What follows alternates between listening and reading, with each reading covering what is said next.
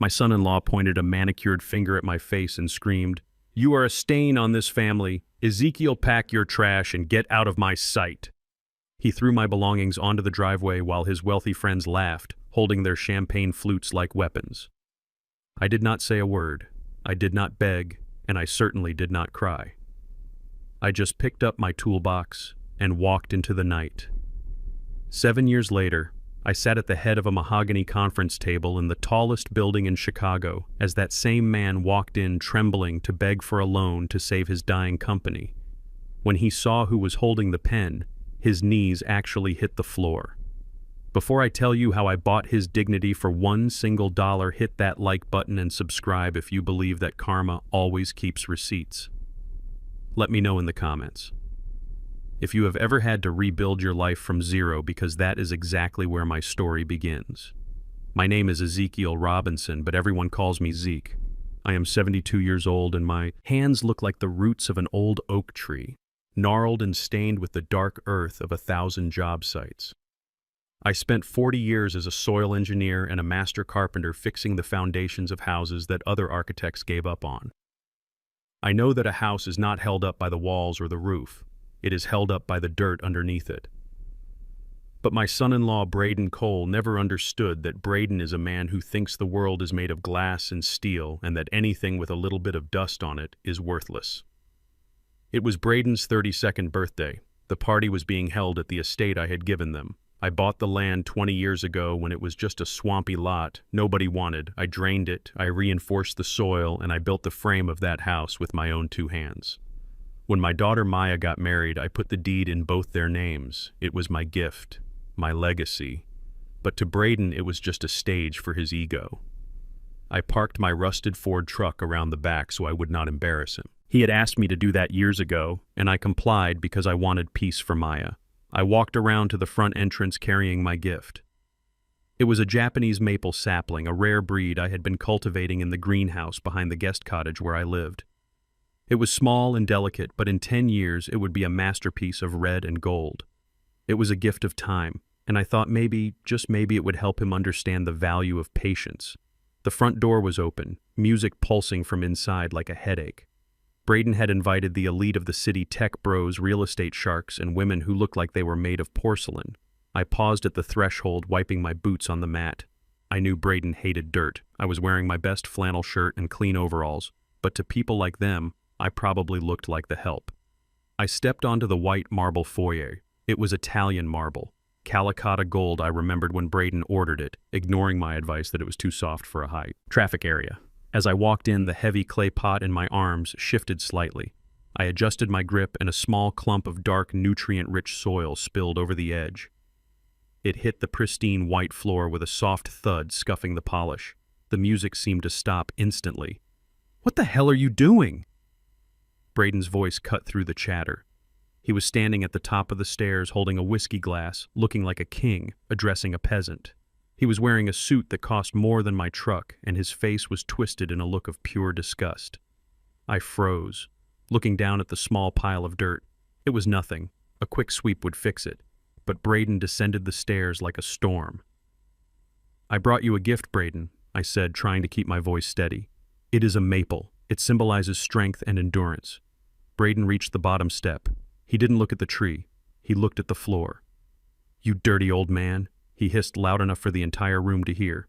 "Look at my floor. This is $50,000 PU imported stone, and you are tracking mud all over it like a barn animal. It is just a little soil." "Braden, I can clean it up," I said, reaching into my pocket for a handkerchief. "Don't touch it," Braden screamed, knocking my hand away. "You will just smear it around. You are always doing this, Ezekiel.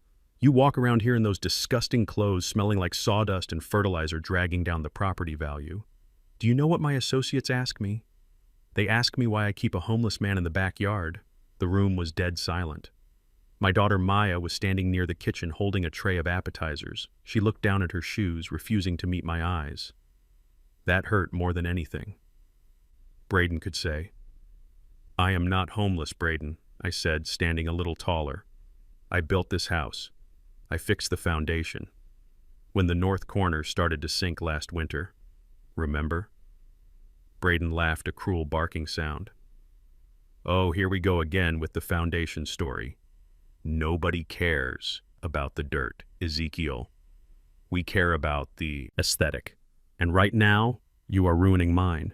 He grabbed the pot from my hands. I thought he was going to take it, but instead he turned and hurled it out the open front door. It crashed onto the concrete driveway, shattering into 100 pieces. The dark soil scattered across the white pavement, and the delicate sapling lay broken, its roots exposed to the cold air.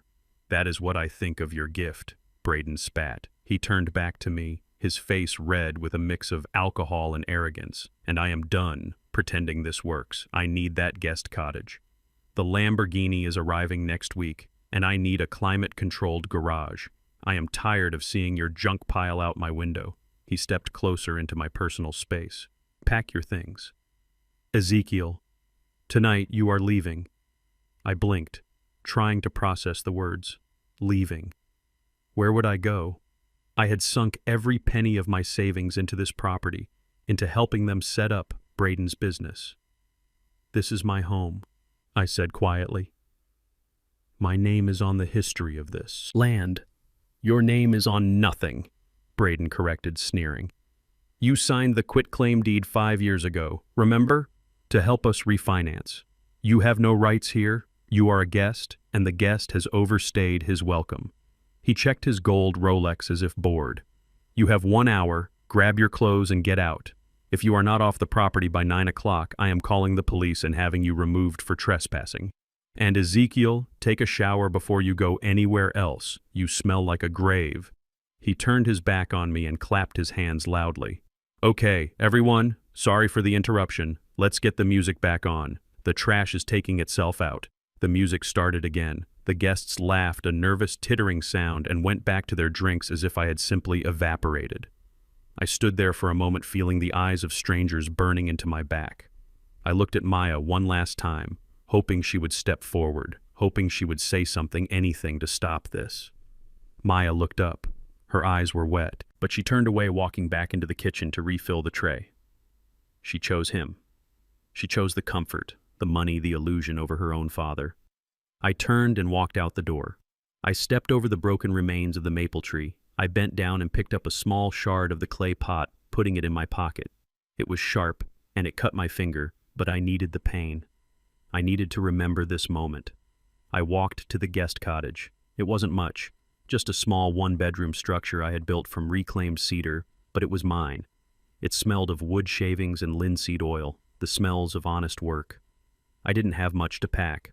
I took my clothes, my work boots, and the few photos I had of my late wife, Clara. Then I went to the workbench. Underneath a loose floorboard was a metal box. It contained my life's work, not money, but knowledge, my journals, 40 years of notes on soil composition, drainage systems, and ancient carpentry techniques that nobody used anymore. Braden thought I was just a handyman. He didn't know I held patents for structural reinforcement that I had never bothered to monetize because I preferred the quiet life. I put the box in my truck. I walked out to the driveway. Braden was watching from the window, holding his whiskey glass, watching to make sure I left. I threw my bag into the bed of the Ford. The engine roared to life, a coughing, sputtering sound that made the valet parking the luxury cars sneer. I rolled down the window as I passed the front of the house. Braden came out onto the porch, smugness radiating off him in waves. "Where are you going to go, Ezekiel?" he shouted over the engine noise. "The shelter closes at 8. Better hurry, or you will be sleeping under a bridge where you belong." I looked at him. I looked at the house I had built, the house that was standing on soil I had stabilized. I am going to get some rest. "Braden," I said, my voice calm, surprisingly steady. "But you should be careful. This house is heavy, and the ground underneath it, well, it has a, memory." Braden laughed, waving me off. "Get out of here, you old fool." I drove down the long, winding driveway, past the manicured lawns and the iron gates. I didn't look back. I hit the main road, and the darkness swallowed me whole. I was 72 years old. I had $60 in my wallet and a tank of gas. I was homeless. I was humiliated. But as I gripped the steering wheel, my knuckles white. I didn't feel like a victim. I felt like a man who had just been woken up from a long nap. Braden Cole had made a fatal mistake. He judged a tree by its bark, not its roots. He thought he had thrown away a piece of trash. He didn't know he had just released a wolf back into the wild. I drove toward the city lights in the distance. My hands were dirty. Yes, but dirty hands build empires, and tomorrow I was going to start building mine. The silence that followed Braden's explosion was absolute. It was not the quiet of peace, but the suffocating vacuum of a room where all the air had been sucked out. The music had stopped. The guests, people who held glasses of champagne worth more than my monthly pension, stared at me with a mixture of pity and revulsion. To them, I was not a father or a grandfather. I was a disruption. I was a stain on their perfect evening. But I did not look at them. I did not look at Braden, whose chest was heaving with the exertion of his rage. I looked at the one person in that room who mattered. I looked at Maya. My daughter was standing near the kitchen island, clutching a silver serving tray so hard her knuckles were white. She was wearing a dress I knew she couldn't afford, diamonds that I knew were bought on credit, and a smile that had long since shattered. I waited. I waited for her to step forward. I waited for the fire I knew she had in her blood. I remembered the little girl who once punched a boy in the 3rd grade for making fun of my work boots. I remembered the teenager who marched in protests and quoted Angela Davis at the dinner table. I waited for that Maya to throw the tray down and tell her husband that he could not speak to her father, the man who raised her alone after her mother died like a stray dog. I locked eyes with her. "Maya," I said softly. My voice was calm, but it carried across the marble floor. She looked up. For a second, just a split second, I saw the flash of anger in her eyes. I saw the daughter I raised, but then she looked at Braden. She saw the purple vein throbbing in his forehead. She saw the way his hand was clenched into a fist at his side, and just like a candle being blown out, the light in her eyes died. She looked down at her expensive heels. She took a breath that shuddered through her thin frame. "Daddy," she whispered. Her voice was so small I almost couldn't hear it over the ringing in my ears. "Please. He is under a lot of pressure right now. The market is volatile. He is just stressed." She paused, biting her lip, refusing to look at me again. Maybe it is better if you go, just for a while, until he calms down. You know how he gets about the house." The words hit me harder than the clay pot Braden had smashed. It wasn't the eviction that broke my heart, it was the justification. She wasn't just letting him do it. She was excusing it. She was taking the abuse and repackaging it as stress to make it swallowable. In that moment, I realized I hadn't just lost my home. I had lost my daughter to a man who had hollowed her out from the inside. I nodded slowly. I didn't argue. I didn't scream.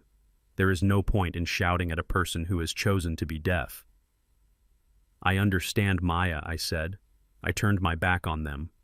I walked out the front door past the shattered remains of the Japanese maple. I crushed a leaf under my boot. It was green and alive 5 minutes ago. Now it was just debris. I walked across the lawn in the dark. The guest house was 200 yards away, nestled in a grove of oak trees I had preserved when we cleared the land. It was a simple structure, reclaimed wood and stone built with my own hands. It was the only place on this estate that felt real. I opened the door and turned on the single yellow lamp. I didn't look at the bed where I slept. I didn't look at the small kitchenette where I made my coffee every morning. I knew Braden wasn't bluffing. If I wasn't gone in an hour, he would call the police. And Braden had friends in the precinct. He would love nothing more than to see Ezekiel Robinson dragged off in handcuffs. I grabbed a duffel bag from the closet.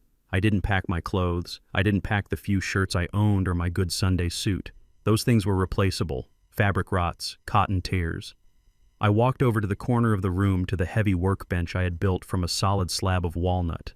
I knelt down and pried up a loose floorboard. Underneath, nestled in the insulation, was a battered gray metal lockbox. It was dented and scratched, covered in stickers from job sites I had worked on in the 80s and 90s. I pulled it out. It was heavy. This box didn't contain money. Braden had drained my savings years ago with his investment opportunities that never paid out. No, this box contained something far more valuable, though Braden was too stupid to see it. Inside were 30 journals, moleskin notebooks filled with my handwriting. They contained 40 years of soil analysis.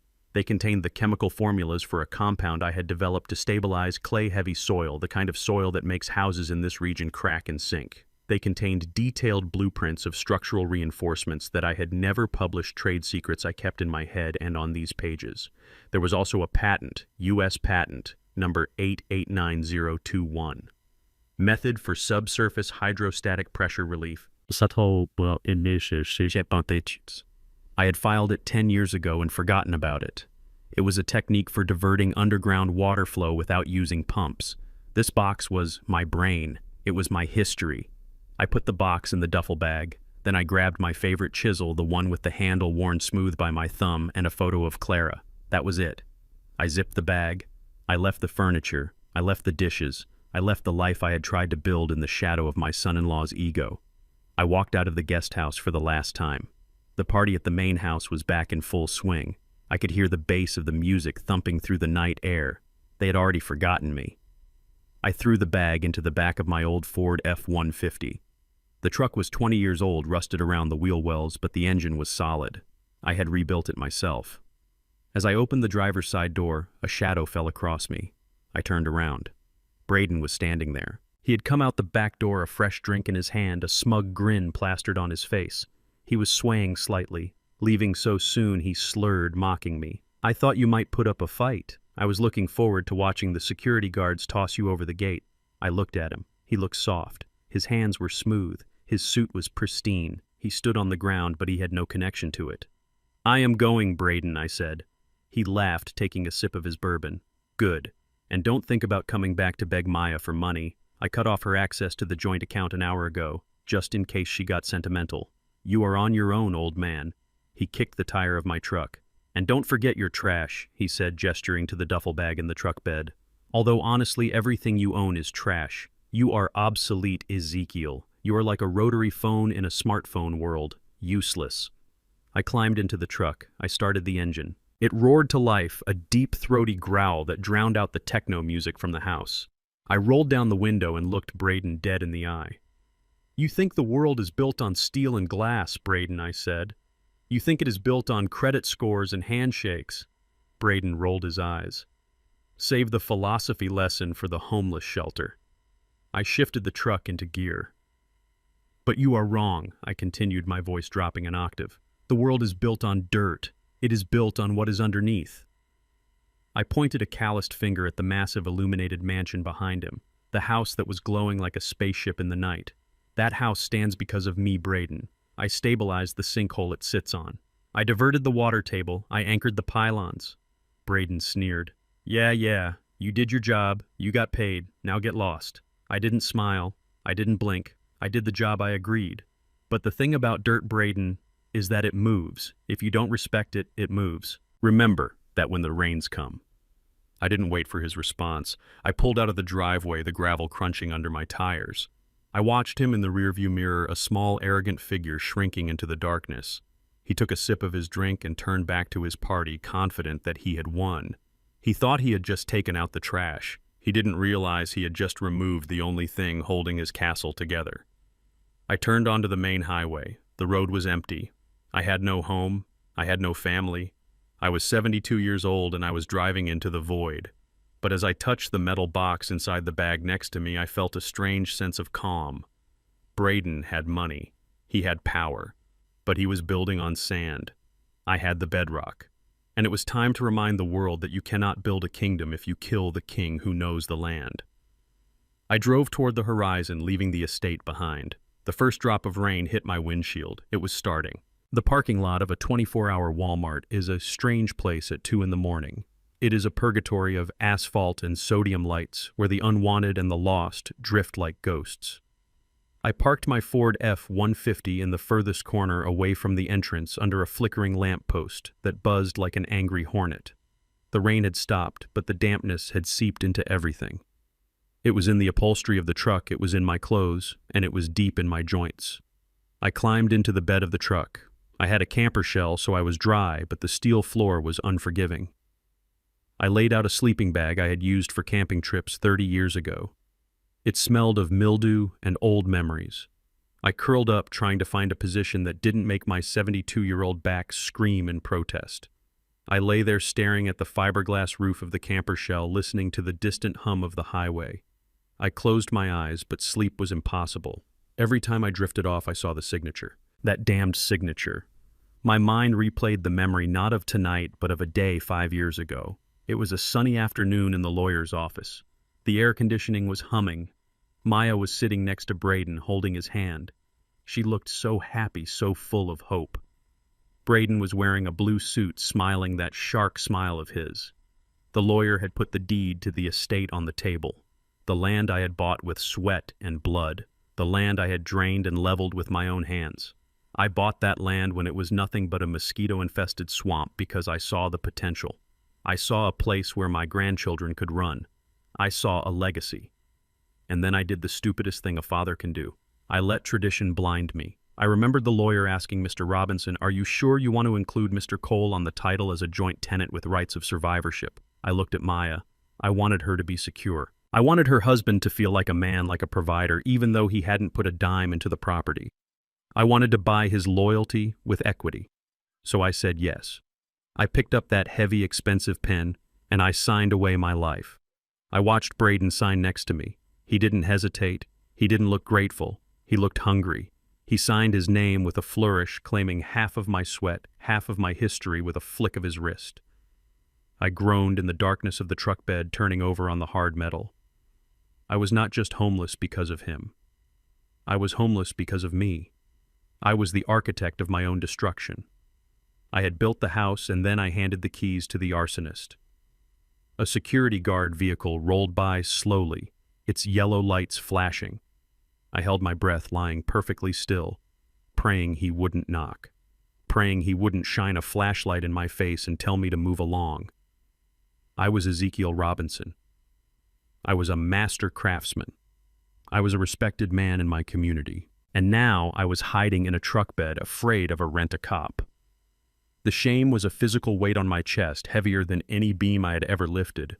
I must have dozed off because when I opened my eyes, the sky was turning a bruised purple. The sun was coming up. My body was stiff. My hands ached. I sat up and rubbed my face. My beard felt rough. I looked at the duffel bag in the corner. The metal box was inside. I needed coffee. I needed a plan. I couldn't stay here. I climbed out of the truck and walked into the Walmart. The greeter looked at me with suspicion. I walked straight to the bathroom. I washed my face in the sink using the harsh pink soap that smelled like industrial cleaner. I looked in the mirror.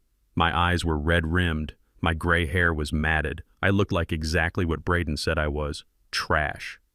I bought a cheap cup of coffee from the vending machine and walked back to my truck. I sat in the driver's seat and pulled out my phone. It was an old model screen cracked in the corner. I scrolled through my contacts. Most of the names were people who were dead or retired. The world I knew had moved on.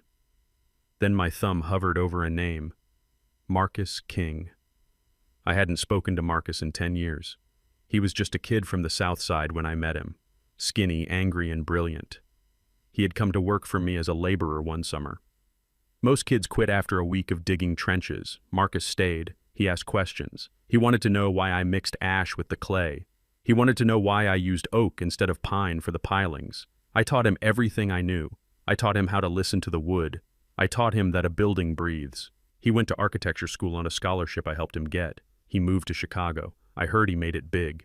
Designing skyscrapers, winning awards. Would he even remember me, or would he be like Braden, embarrassed to know the old man with the dirty hands? I hesitated. My pride told me to put the phone away. My pride told me to go find a day labor job and rent a cheap motel. But then I remembered Braden's face. I remembered him calling me obsolete. I pressed the call button. It rang. Once, twice, 3 times. I was about to hang up. "Hello?" The voice was deep, professional, hurried. "Marcus," I said. My voice was rusty. "It is Ezekiel. Ezekiel Robinson." There was a silence on the other end. A long pause. My heart sank. He didn't want to talk to me. "Master Robinson." The voice had changed. The hurry was gone, replaced by something warm, something respectful. "Is that really you?" Marcus asked. "I was just thinking about you last week. I was looking at a truss design and thinking Zeke would hate this. It has no soul." I let out a breath I didn't know I was holding. A tear leaked out of my eye, and I brushed it away angrily. "I am glad you remember the lessons, son," I said. "How are you?" "Master Robinson, are you still in Georgia?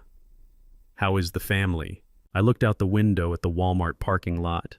I saw a shopping cart abandoned in a puddle. "The family is complicated, Marcus. And I am not in Georgia anymore." "Well, I am, but I am leaving." "You are leaving?" Marcus sounded surprised. You said you would never leave that land. You said your roots were too deep. Some roots get rot, Marcus, I said, my voice hardening. And sometimes you have to pull them up before they kill the tree. I paused. I needed to ask, but I couldn't beg. I need work, Marcus. I am not asking for a handout. I still have my hands. I still have my tools. But I need a project. Something far away from here.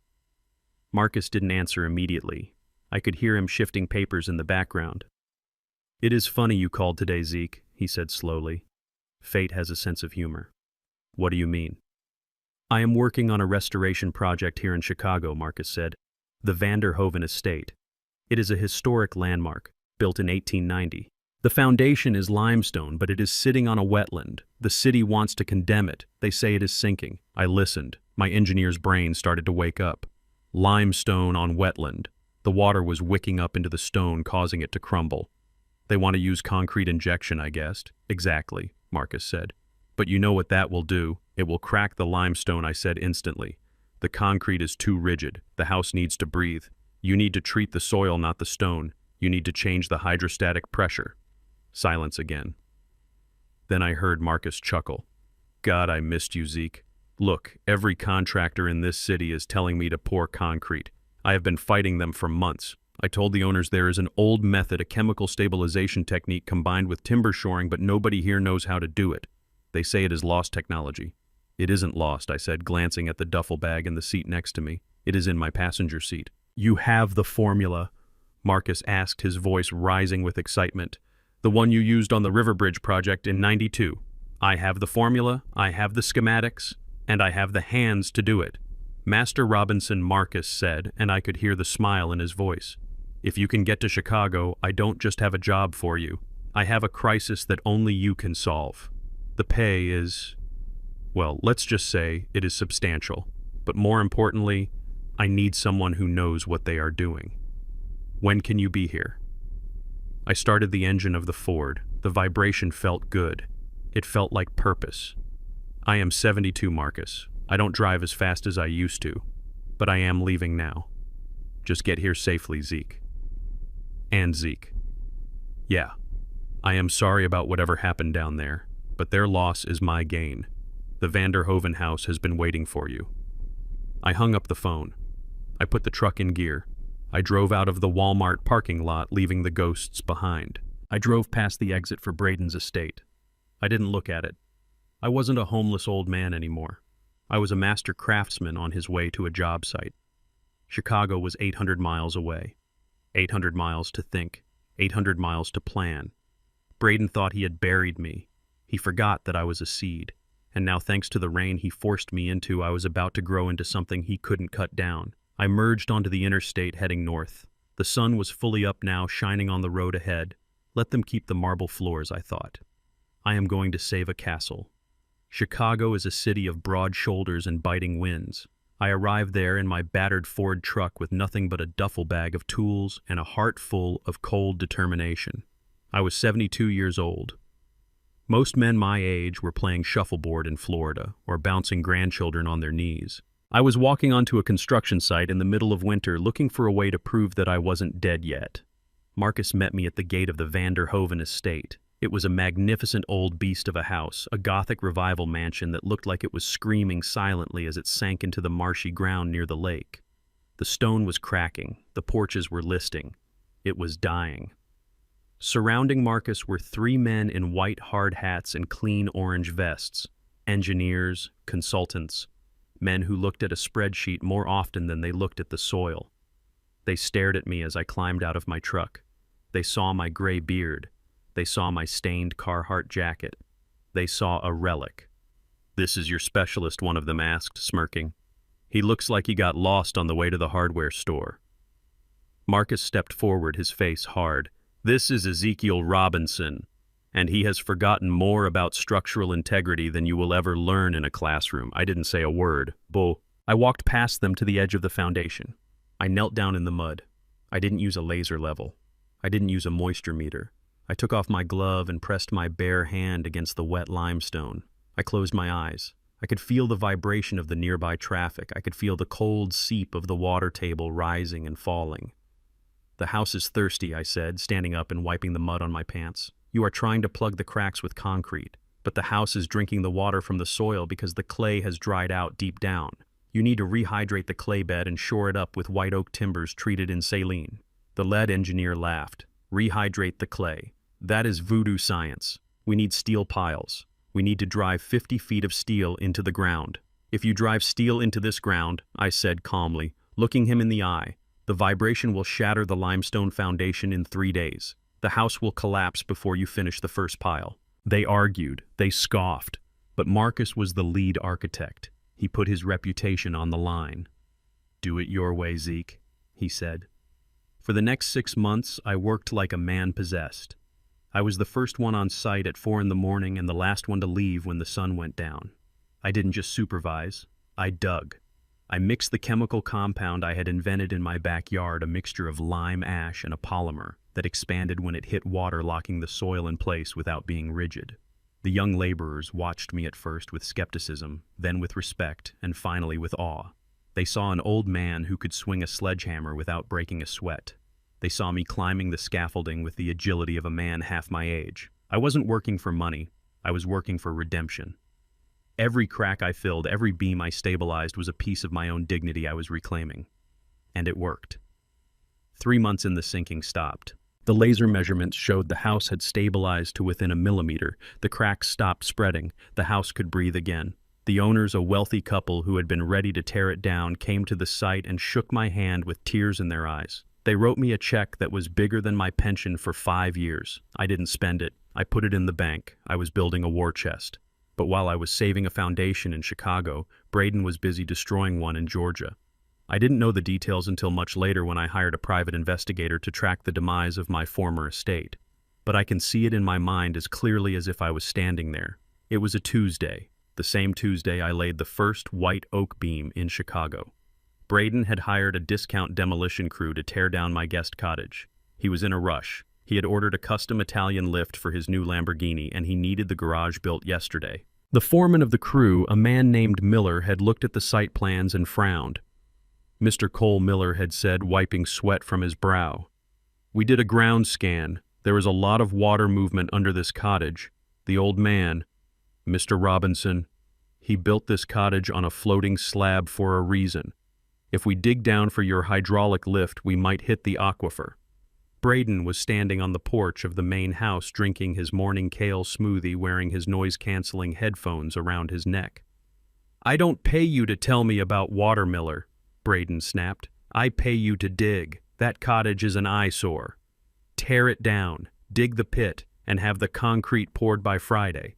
I have a photo shoot scheduled for the car next week. Miller hesitated. Sir, if we hit a vein, the water could back up. It could undermine the main house. Braden laughed. That is impossible. The main house is a fortress. Just do your job. Or I will find a crew that isn't afraid of a little mud. So they dug. The excavator roared its metal teeth, tearing into the wood of the home I had built. I imagined the sound of the cedar splintering sounded like bones breaking. They crushed the roof. They smashed the workbench where I had taught Maya how to use a hammer. They scooped up the debris and dumped it into trucks like garbage. Then they started on the pit. They dug down 6 feet for the hydraulic lift mechanism. The soil was dark and wet. Miller was nervous. He kept watching the walls of the pit. Then at 8 feet, they hit it. It wasn't a geyser. It wasn't a dramatic explosion of water. It was a bleed. A dark, steady ooze of water began to seep into the bottom of the pit. It was the underground vein I had carefully diverted 20 years ago, using a system of French drains and clay barriers. By digging blindly, Braden had severed the artery. Water, a worker shouted. We got water rising. Miller ran to the edge. The pit was filling up fast. It was murky, silty water. Stop digging, Miller yelled. We need to pump this out and seal it. Braden came running out in his designer loafers. Why did you stop? He screamed. We hit a vein, Mr. Cole Miller said. We can't pour concrete in this. We need to bring in pumps. We need to reroute the flow. It might take 2 weeks. 2 weeks? Braden's face turned purple. I don't have 2 weeks. Just pour the concrete. You can't pour concrete in standing water, sir. It won't cure properly. Use the quick-dry stuff. Use the chemicals. Just bury it. Braden yelled, his voice echoing off the facade of the mansion. "If I don't have this garage ready for the magazine shoot, I lose the cover. Do you understand? Bury it." Miller looked at the water rising. He looked at the check Braden was waving. He was a contractor with bills to pay. He swallowed his conscience. "Pour it," he ordered his men. They backed the cement trucks up. They poured tons of gray sludge right on top of the bleeding vein. They buried the water. They capped it with a smooth, polished concrete floor. It looked perfect. It looked pristine. Braden stood on the new floor 3 days later, beaming. He parked his bright yellow Lamborghini on the lift. He took selfies. He posted them on Instagram with the caption, "Out with the old, in with the new." Progress. He didn't hear the sound underneath his feet. He didn't hear the water. You see, water is patient. You can't kill it. You can't bury it. If you block it in one place, it goes somewhere else. Braden had blocked the release valve I had built. The pressure had to go somewhere. It began to move sideways.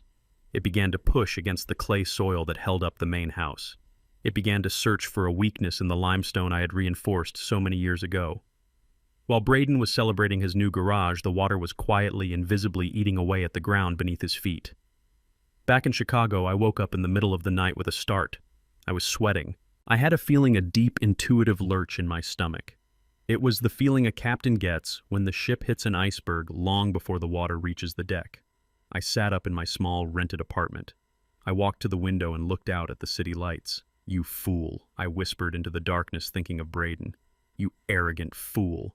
I didn't know exactly what he had done yet, but I knew the earth, and I knew that you cannot fight nature and win.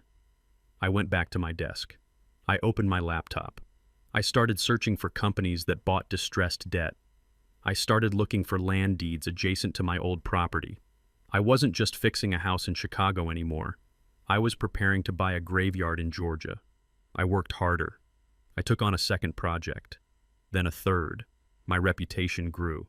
The Wizard of Clay, they called me. I saved a bridge in Detroit. I saved a historic church in Boston. The checks kept coming. 7 years. It takes 7 years for a Japanese maple to reach maturity, and it takes 7 years for water to rot a foundation completely from the inside out. I was patient. I waited. And then one day the phone rang. It wasn't Marcus. It was my private investigator. "Mr. Robinson," he said. "You might want to sit down. The bank just put a watch on the Cole estate, and there is a report of a crack in the north wall, a big one." I didn't sit down. I stood up. I walked to the mirror and looked at my reflection. The tired, homeless old man was gone. In his place was a man with a plan. "It is time," I said. I packed my bag, not the duffel bag this time, a leather briefcase. I was going home, not to fix the house, but to collect the debris.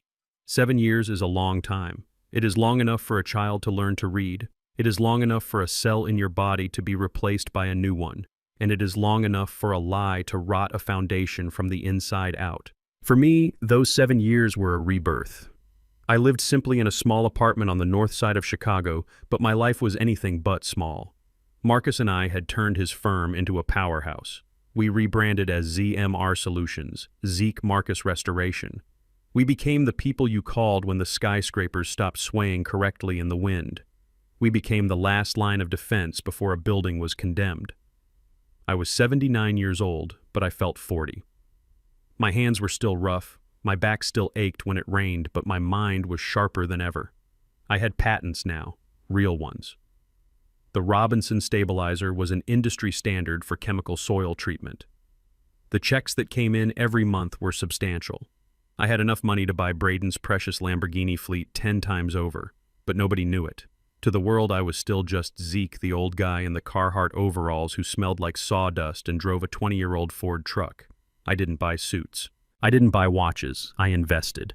I bought land. Specifically, I bought land in Georgia. I bought the marshland south of my old estate. I bought the timber forest to the north, and through a shell company called Clara Holdings, named after my late wife, I bought the vacant commercial lot directly adjacent to Braden's property. Lot number 4. I was surrounding him. I was the water rising around his island, and he didn't even know his feet were wet. Every night I sat at my kitchen table in Chicago and read the reports from my private investigator. Report year 3. Braden Cole files for a second mortgage. Interest rate prime +4. Reason liquidity issues at Cole Luxury Living. Report year 5. Maya Cole is treated for anxiety. Credit cards declined at Saks Fifth Avenue. Report year 7. The big one. I held the file in my hands. It included photographs taken by a drone. The estate, my masterpiece, was dying. From the air you could see it. The roofline of the main house was no longer straight. It had a subtle, sickening sag in the middle. The beautiful marble patio where Braden had humiliated me was cracked. A fissure ran right through the center, jagged like a lightning bolt. The report detailed the damage. The north corner of the house had sunk 4 inches in the last 6 months. Doors wouldn't close. Windows were popping out of their frames. The driveway, the one built over the water vane, had heaved and buckled, looking like a wave frozen in concrete. Braden was panicked. I knew it. The investigator's notes confirmed it. He had fired 3 contractors in the last month. They all told him the same thing. The foundation is compromised. The soil is liquefied. You need to stabilize the bedrock. But Braden couldn't afford stabilization. He was broke. His luxury living brand was a sham. He had leveraged everything on the next big project, a high-rise condo complex he planned to build by combining his estate with lot number 4. He needed to sell the house to fund the condo project, but nobody buys a sinking ship. I put down the report and picked up my coffee. It was black, bitter, and hot, just how I liked it. My phone rang. It was Marcus. "Zeke," he said, his voice tight. "We just got a call from Georgia. A developer named Braden Cole. He wants to hire ZMR Solutions. He says his house has a minor settling issue, and he needs a certification letter so he can sell it." I smiled. It was the first time I had smiled in a week. "He called us," I asked. "He called the firm Marcus corrected. He doesn't know you are the Z in ZMR. He thinks we are just high-priced consultants from Chicago. He offered double our rate for a rush job.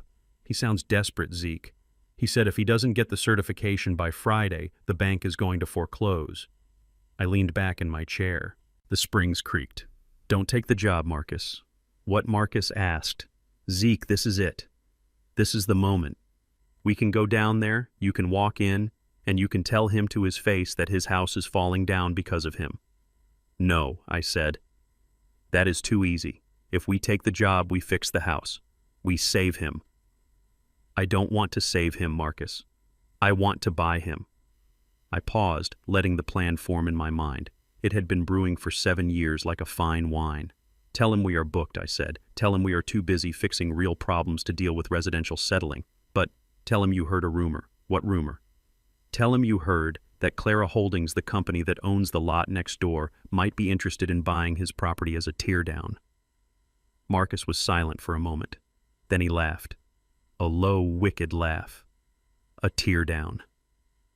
You want him to sell his $50 million estate as a teardown? If the foundation is bad, that is all it is worth, Marcus. The land is valuable. The house is just debris.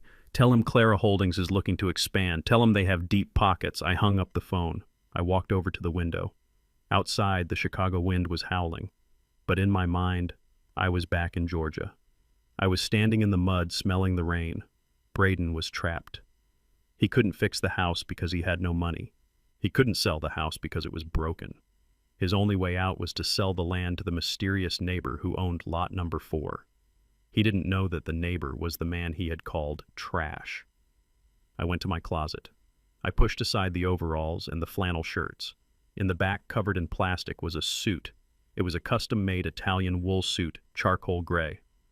I had bought it 3 years ago for an award ceremony I never attended. I pulled it out. I brushed a speck of dust off the shoulder. I packed my bag.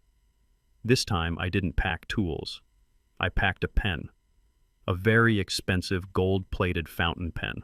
I drove my truck to the airport. I parked it in long-term parking. I walked into the terminal and bought a first-class ticket to Atlanta. When I sat down in the wide leather seat of the plane, the flight attendant asked me if I wanted a drink. "Champagne," I said. She looked at my calloused hands, my weathered face, and hesitated for a second. "Celebrating something, sir?" she asked, pouring the bubbles. I took the glass. I looked at the golden liquid. It reminded me of the night I left. "Yes, ma'am," I said. I am celebrating a homecoming. The plane took off banking south. I watched the city disappear beneath the clouds. I was coming for you, Braden, and I was bringing the storm with me. Braden Cole was drowning not in water but in debt, and the funny thing about drowning men is that they do not see reality. They only see survival. He did not see that the ground beneath his feet was shifting. He only saw the red ink on his balance sheet. My private investigator sent me the financials, and they were a masterpiece of mismanagement. Braden had leveraged the estate to the hilt to fund a failed venture in cryptocurrency, and now, with the mansion literally cracking in half, he was facing total ruin. The bank had given him 30 days to come up with $2 million, or they would foreclose and seize everything, including his reputation. I sat in my office in Chicago watching the drone feed of my old property. The grass was overgrown, the fountain was dry, but Braden was pacing the cracked patio, talking animatedly on his phone. I zoomed in. He was pointing at the woods to the north.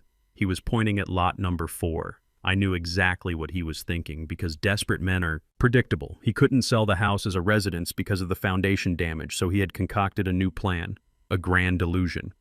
He was going to rezone the entire property. He was going to tear down the mansion and build a high-density luxury condominium complex called the Cole Towers. It was a fantasy, of course. You cannot build a tower on liquefying soil. But Braden didn't care about physics. He only cared about the pitch deck. He needed a project to sell to investors to get the cash to pay off the bank. But there was one problem, one snag in his grand design access. The estate was landlocked by a protected wetland on one side and a steep ridge on the other. The only way to get heavy construction equipment and the only way to build a road wide enough for a condo complex was through the adjacent property. Lot number 4. Lot number 4 was an ugly patch of scrub brush and old pine trees that had sat vacant for decades. Braden had ignored it for years, calling it an eyesore, but now it was his lifeline. Without that land, he couldn't get the zoning permits. Without the permits, he couldn't get the investors. And without the investors, he was finished. I watched him pull up the county tax records on his iPad. I could almost see the gears turning in his head. He was looking for the owner. He expected to find some old widow or a defunct trust that he could bully into selling for pennies. He found the name Clara Holdings, LLC. I saw him pause. He frowned. He typed the name into a search engine.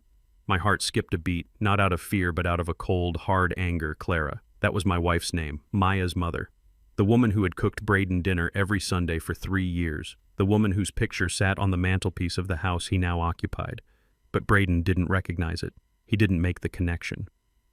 To him, Clara was just a word, a collection of letters, a corporate entity standing in the way of his salvation. He had never cared enough about my family to remember my dead wife's name. He had looked at her photo 1,000 times and never truly seen her. He dialed the number listed for Clara Holdings. The phone on the desk in front of me did not ring. Instead, the call was routed to a burner phone sitting on the desk of my head of legal. Marcus was in the office next door watching the same video feed. He looked at me through the glass partition and winked. Then he picked up the phone, putting on his most professional detached lawyer voice. Clara Holdings, Marcus said softly into the receiver. How may I direct your call? I picked up my extension and listened in silent, invisible. Yes, this is Braden Cole, CEO of Cole Luxury Living.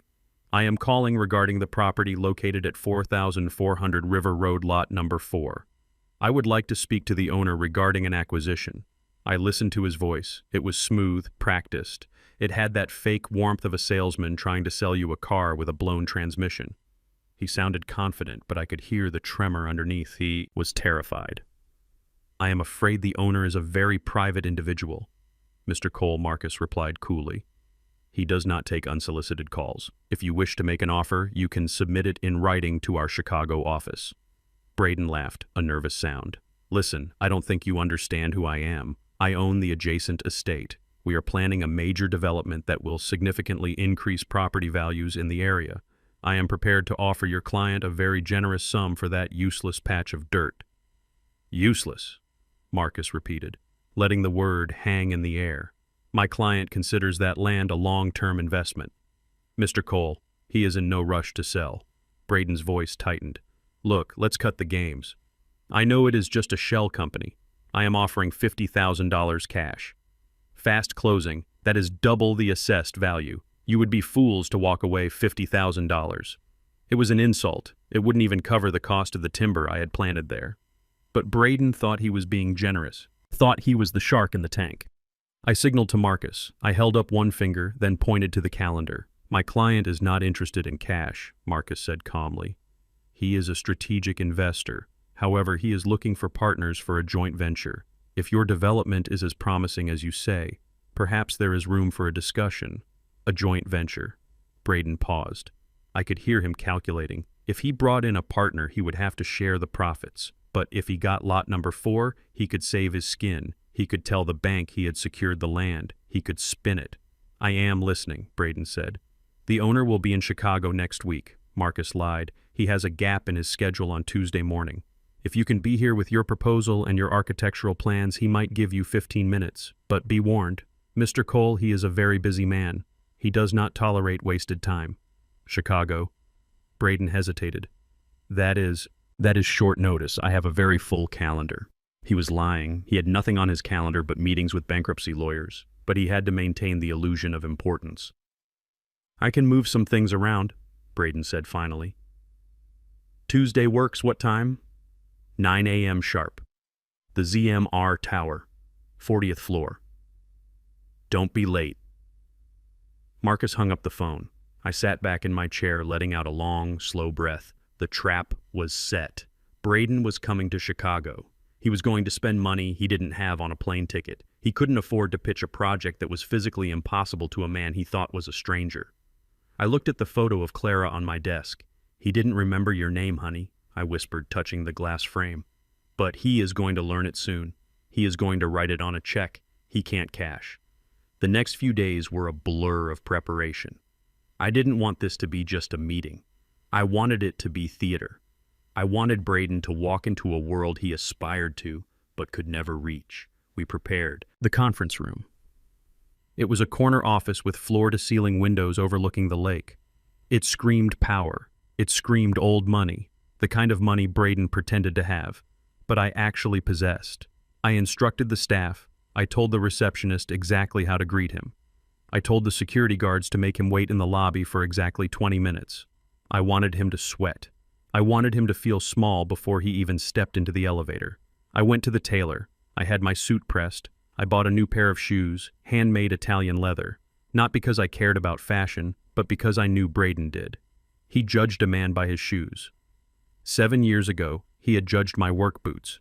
Now let him judge these. On Monday night, the night before the meeting, I couldn't sleep. I stood on the balcony of my apartment, looking out at the city lights. I thought about Maya. I wondered if she knew what he was doing. I wondered if she knew he was selling off the last pieces of our life to chase a phantom. I felt a pang of guilt. Was I being too harsh? Was I letting vengeance cloud my judgment? But then I remembered the way he had thrown my Japanese maple onto the driveway, the way he had called me trash, the way he had erased me from my own home. He didn't just hurt me. He corrupted my daughter. He destroyed the land.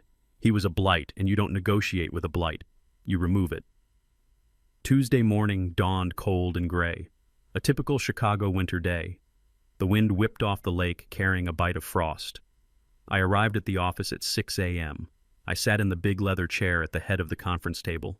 I swiveled it around so my back was to the door. I practiced my lines in my head. At 8:45, the intercom buzzed. "Mr. Cole is here, sir," the receptionist said. "He is early." "Let him wait," I said.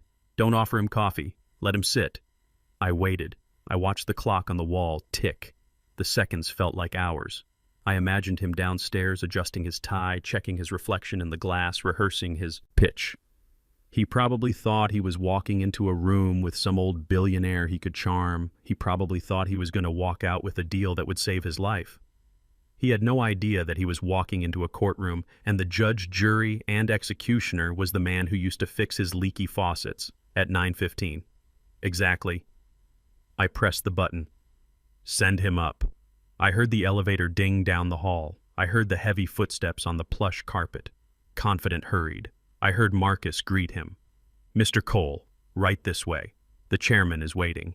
The door to the conference room opened. I didn't turn around. I kept my chair facing the window, staring out at the gray horizon. I wanted him to see the back of the chair first. I wanted him to see the suit. The silhouette of power. "Good morning, sir." Braden's voice rang out, eager, desperate, overly loud. "It is an honor to meet you. I have brought the plans for the Cole Towers. It is going to be a landmark development." I didn't speak, I just sat there, listening to his breath, listening to the rustle of his papers. I let the silence stretch until it became uncomfortable, until he started to fidget. Sir Braden asked, his voice faltering slightly, Is everything all right?" I reached into my pocket and pulled out a small pocket knife, an old buck knife with a wooden handle. The same knife I used to whittle wood on the porch of the guest cottage. I opened the blade with a click. Then slowly, deliberately, I spun the chair around. The look on his face was worth every second of the last 7 years. It wasn't just shock, it was a total system failure. His brain could not process what his eyes were seeing. He saw the expensive suit, he saw the corner office, he saw the power. But then he looked at the face, he looked at the beard, gray and trimmed. He looked at the eyes, hard and unforgiving, and he looked at the knife in my hand. For a moment he stopped breathing, the color drained from his face, leaving him looking like a ghost. His mouth opened, but no sound came out. He dropped his briefcase. It hit the floor with a loud crack, spilling his glossy brochures across the carpet. "Hello, Braden," I said softly, toying with the knife blade. "You are looking a little pale. Did you have a rough flight?" "Ezekiel," he whispered. It was more of a gasp than a word. You are the janitor here." I smiled. It wasn't a nice smile. It was the smile of a wolf that has just cornered a rabbit. "No, Braden." I stood up, smoothing the lapels of my $3,000 suit. "I am the landlord. And I think your rent is past due." The phone call that sealed Braden's fate lasted exactly 3 minutes and 42 seconds. I know this because I timed it. I was sitting in the adjacent office watching the digital timer on the recording software while Marcus, my business partner, and the man Braden thought was just a secretary made the call. It is a strange feeling to watch a man dig his own grave with his mouth. Most people use a shovel, but Braden Cole preferred to use his ego. Marcus put the phone on speaker so I could hear every breath Braden took. The line rang and Braden picked up on the first ring. He didn't wait. He didn't play cool. That told me everything I needed to know. The sharks were circling him in Georgia, and he saw this phone call as the only lifeboat in the middle of a storm. "Mr. Cole," Marcus said, his voice flat and devoid of emotion. "This is the office of the chairman of Clara Holdings, regarding your inquiry about the property acquisition in Georgia." I could hear the shuffling of papers on the other end. I could hear Braden clearing his throat, trying to pitch his voice lower, trying to sound like a CEO instead of a man who was 3 days away from bankruptcy. "Yes," Braden said. "I have been expecting your call. My team and I are ready to move forward with the acquisition. We have prepared a very generous offer." Marcus cut him off. He was good at this. He knew exactly how to push Braden's buttons. "The chairman is not interested in your offer," Mr. Cole, Marcus said. "He is interested in closing. He is a busy man. He is flying to Tokyo on Wednesday for a summit on sustainable urban planning. He has exactly one window in his schedule. Tomorrow morning, 9 o'clock sharp. You will have 5 minutes to present your case and sign the papers. If you are late or if the paperwork is not in order, he walks." 5 minutes, Braden sputtered. "But this is a complex real estate transaction. We need to discuss zoning and easements and—" "5 minutes, Mr. Cole," Marcus repeated. "Take it or leave it. The chairman does not negotiate with the clock." There was a pause. I held my breath. I wondered if Braden would have a moment of clarity. I wondered if he would ask who this chairman was. I wondered if he would realize that no legitimate businessman buys a piece of land in 5 minutes without due diligence. But greed is a powerful blinder, and desperation is deaf. "I will be there," Braden said quickly. "I will be on the first flight to Chicago. 9 o'clock. "Excellent," Marcus said. "Bring the contract. We will handle the notary." The line went dead. I looked at Marcus, and Marcus looked at me. He didn't smile. He just nodded. The trap was set. I watched Braden for the rest of the day through the lens of my private investigator's reports. He moved with the manic energy of a meth addict. He booked a first-class ticket he couldn't afford, putting it on a credit card that was already maxed out. He probably had to call the bank to get a temporary limit increase just to buy the seat. Then he sat down to write the contract. I have seen many contracts in my life. I have signed deals for bridges and skyscrapers. But what Braden Cole drafted that afternoon was not a contract. It was a theft. He sat in his crumbling study surrounded by boxes of unpaid bills, and he typed out a document that was designed to strip Clara Holdings of every single right. I saw the draft later. It was breathtaking in its arrogance. He included a clause that gave him full mineral and water rights to the land. He included a clause that absolved him of any environmental liability. And worst of all, he included a hidden clause in the fine print on page 12 that stated the seller would be responsible for 50% of the development costs of the access road. He was trying to trick the seller into paying for his road. He thought he was dealing with an absentee landlord. He thought he was dealing with some senile old money heir who just wanted a quick check. He thought he was the smartest man in the room. He chuckled to himself as he printed it out. I imagine he poured himself a drink. I imagine he looked at the cracked walls of his mansion and told himself that it didn't matter because tomorrow he would be rich again. He would get the land. He would get the investors. He would be the king of Cole Towers. He didn't know he was flying into a hurricane. The next morning, Chicago was covered in a thick blanket of gray fog. The ZMR Tower rose out of the mist like a black obsidian needle. It was the tallest building in the city, a testament to modern engineering, and it was my headquarters. I owned the top 3 floors. I arrived at 6. I wanted to be there long before he landed. I wanted to feel the building breathe. I sat in my office drinking black coffee, looking out at the clouds. I was wearing the suit, the charcoal gray Italian wool. It fit me like armor. At 8:30, the security desk called up. "Mr. Cole is here, sir. Send him up," I said. Braden stepped into the elevator. It was a high-speed lift that climbed 40 floors in less than a minute. I can only imagine what was going through his mind as the numbers ticked up. 10, 20, 30. His ears popping. The sensation of gravity pressing him down. He stepped out into the lobby of ZMR Solutions. It was a space designed to intimidate. The floors were black granite polished to a mirror shine. The walls were glass. In the center of the room was a massive scale model of a suspension bridge I had saved in San Francisco. Braden walked up to the receptionist. He was wearing his best suit, a navy blue number with a silk tie. He looked polished. He looked successful, but I could see the cracks.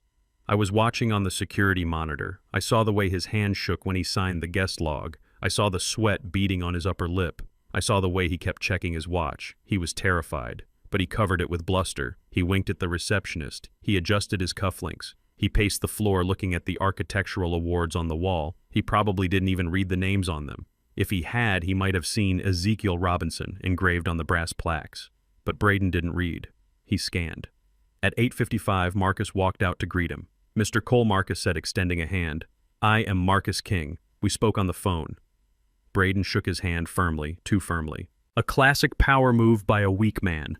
"Good to meet you, Marcus," Braden said, his voice booming in the quiet lobby. "Amazing offices you have here. Your chairman must do well for himself." "He does all right," Marcus said, his face unreadable. "He is ready for you now. Remember, you have 5 minutes. He has a car waiting downstairs to take him to the airport." "I understand," Braden said, patting his leather briefcase. "This won't take long. It is a simple transaction. A win-win for everyone. A win-win. That is what parasites always say before they feed." Marcus led him down the long hallway. The walls were lined with black and white photographs of construction sites, bridges being built, tunnels being dug, foundations being laid. They were photos of my life's work. Braden walked past them without a glance. He was focused on the heavy mahogany doors at the end of the hall, the doors to the boardroom. Inside, I was waiting. I had positioned my chair at the far end of the massive conference table. The table was 20 feet long, made of a single slab of reclaimed redwood. I sat with my back to the door facing the floor-to-ceiling window. All Braden would see when he entered was the back of a high leather chair and the silhouette of a man looking out at the city. I heard the heavy click of the door latch.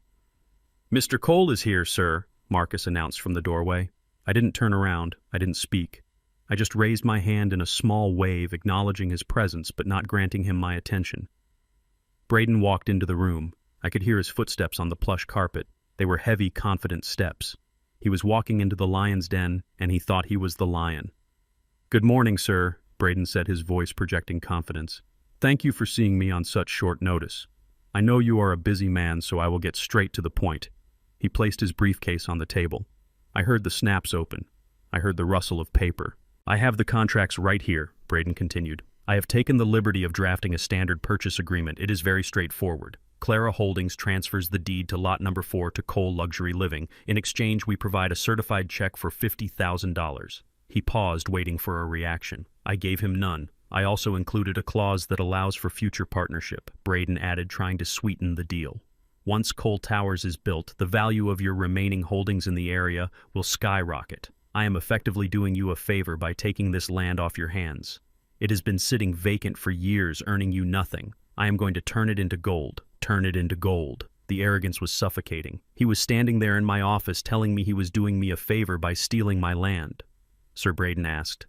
His voice faltered slightly. The silence was getting to him. I slowly rotated the gold pen in my fingers. I took a deep breath. I spun the chair around. The movement was smooth and silent. I turned until I was facing him directly. Braden was smiling his salesman smile, holding the pen out toward me. But as his eyes locked onto mine, the smile didn't just fade, it evaporated. It was a physical transformation. His eyes widened until I thought they might pop out of his skull. His jaw went slack. The color drained from his skin so fast it looked like someone had pulled a plug. He stumbled back a half step, his legs hitting the edge of the conference table. The pen dropped from his hand. It rolled across the redwood table with a hollow clattering sound. He blinked once, twice. He looked around the room as if checking for a hidden camera, as if this was some kind of cruel prank. Then he looked back at me.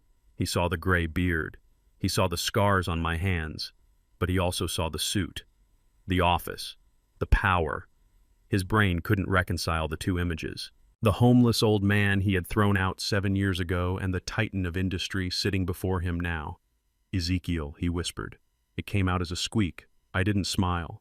I didn't frown. I looked at him with the cold indifference of a mountain looking at a bug. "Hello, Braden," I said softly. You are the chairman," he stammered. His hands were shaking violently now. "You are the janitor. You are the gardener." I leaned forward, placing my elbows on the table. "I am the man who built the floor you are standing on, Braden," I said. "And I am the man who owns the ground you are trying to steal." Braden looked at the contract on the table. Then he looked at the door. He wanted to run. I could smell the fear on him. It smelled like sweat and cheap cologne. But he couldn't run. He needed this deal. He needed it more than he needed air. So he did the only thing a coward knows how to do. He tried to bluff. "Is this a joke?" Braden asked, his voice rising in pitch. "Is this some kind of revenge game? Because I don't have time for this." "Ezekiel, where is the real owner? Where is the man with the money?" I reached into my jacket pocket. I pulled out a checkbook. I opened it and placed it on the table.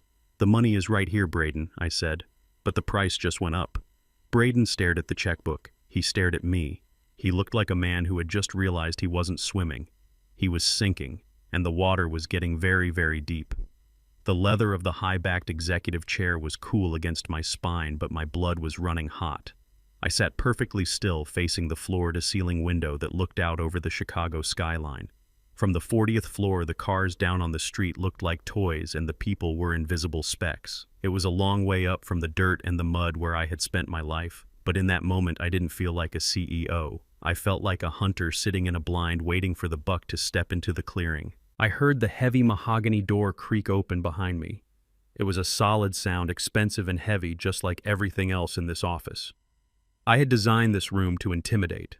The carpet was thick enough to swallow footsteps, but I could still hear Braden approaching. He walked with a heavy, hurried cadence, the walk of a man who was running out of time. I could smell him before I saw him. That same cloying sandalwood cologne he had worn 7 years ago. Back then it smelled like arrogance. Today it smelled like desperation, masked by cheap chemicals.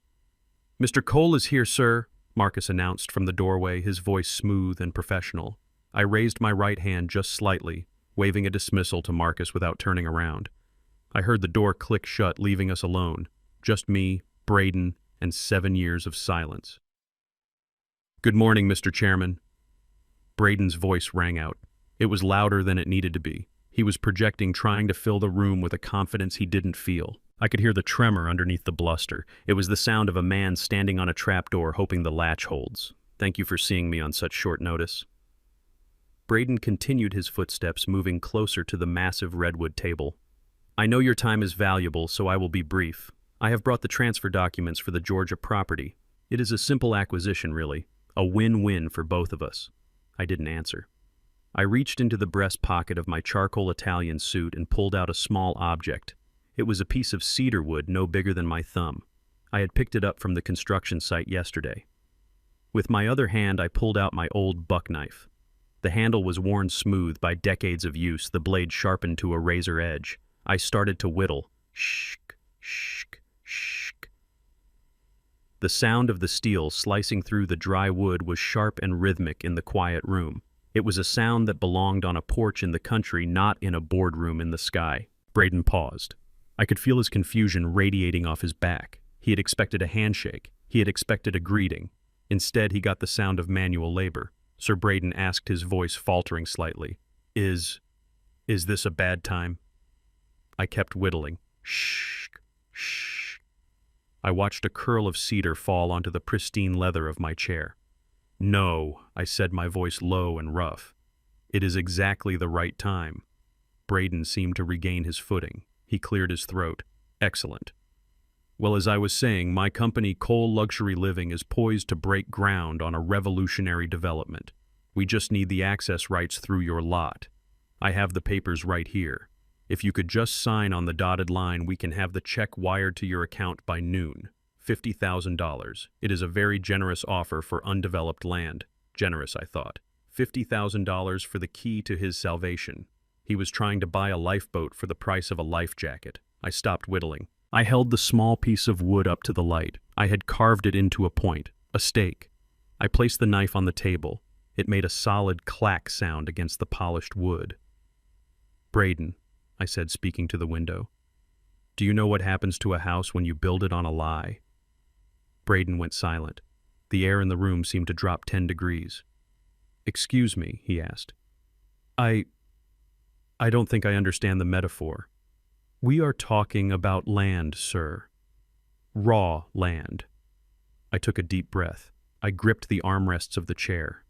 My knuckles were scarred and gnarled, the hands of a worker wrapped around the leather of a king. It isn't a metaphor, I said. It is physics. I pushed off with my foot. The chair mechanism was smooth, silent, and well-oiled. I spun around. The movement was slow, deliberate. I turned 180 degrees until I was facing him directly. Braden was standing there, clutching his leather briefcase to his chest like a shield. He was wearing a navy blue suit that looked expensive, but I could see the fraying at the cuffs. His face was tan, but his eyes were tired, surrounded by dark circles that no amount of concealer could hide. He was smiling that plastic salesman smile ready to charm the mysterious billionaire. But as his eyes locked onto mine, the smile didn't just fade. It shattered. It was like watching a car crash in slow motion. First came the confusion. His brain registered my face, but it couldn't place it. He saw the gray beard neatly trimmed. He saw the deep lines etched into my forehead. He saw the dark skin. Then came the recognition. His pupils dilated. His jaw went slack, dropping open in a caricature of shock. The blood drained from his face so fast it looked like he was about to faint. He stumbled back a step, his legs hitting the edge of the heavy table. The briefcase slipped from his fingers. It hit the floor with a dull thud, spilling glossy brochures and legal documents across the carpet. He didn't even notice. He was staring at me, as if I were a ghost that had risen from the grave to haunt him. Ezekiel, he whispered. It was barely a sound. It was a gasp of air escaping a collapsing lung. I didn't move. I didn't smile. I just sat there holding the small wooden stake in one hand and the knife in the other. I looked him up and down, taking in every detail of his terror. "Hello, Braden," I said softly. He blinked rapidly, shaking his head as if trying to clear a hallucination. He looked around the room. He looked at the expensive art on the walls. He looked at the view of the city. He looked at my suit, the fabric shimmering under the recessed lighting. Then he looked back at my hands. He saw the knife, the old rusty buck knife he had seen 1,000 times when I lived in the guest cottage. His brain short-circuited. He couldn't reconcile the two realities, the billionaire chairman and the dirty old man he had thrown out like trash. So his mind grabbed onto the only explanation that made sense to his arrogant worldview. He let out a nervous, high-pitched laugh. It sounded hysterical. You work here," he stammered, pointing a shaking finger at me. He wiped sweat from his upper lip, looking toward the door, expecting the real owner to walk in. "Is that it, Ezekiel?" He laughed again, more manic this time. "You got a job here. What are you?" The janitor, the maintenance guy. Did the chairman let you sit in his chair while he is out to lunch? He took a step forward, his confidence rushing back like a tide. For a second, he thought he was safe again. He thought I was just the help playing dress-up. Jesus, you almost gave me a heart attack, he said, letting out a breath. Look, get up. Get up before the boss comes in. I have a meeting with the owner of Clara Holdings. If he sees the janitor sitting in his chair playing with a knife, he is going to fire you. And frankly, you probably need this job. He reached out as if to shoo me away. Go on, Ezekiel. Go empty the trash cans or whatever you do. I have business to conduct. Real business. I looked at his hand waving in my face. The same hand that had pointed at the door 7 years ago. The same hand that had thrown my maple tree onto the driveway. I picked up the knife. I folded the blade shut with a sharp click. I stood up. I am 6'2". Even at 79, my back is straight. I rose from the chair, unfolding my frame until I towered over him. I smoothed the lapels of my charcoal suit. I adjusted my silk tie. Braden took a step back, his eyes widening again. He realized suddenly that janitors don't wear $3,000 suits. Janitors don't have corner offices. And janitors don't look at you with the cold, hard eyes of an executioner. I walked around the table slowly. I stopped right in front of him. I was close enough to see the gray hairs he was trying to hide with dye. I am not the janitor, Braden, I said, my voice deep and resonant, filling the room. I reached into my pocket and pulled out a set of keys. I tossed them onto the table. They landed on top of his spilled papers. I am the landlord. Braden stared at the keys. Then he looked at me. The realization hit him like a physical blow. His knees actually buckled and he had to grab the back of a chair to stay upright. No, he whimpered. No. Clara Holdings. Clara? He finally made the connection. Your wife, he whispered.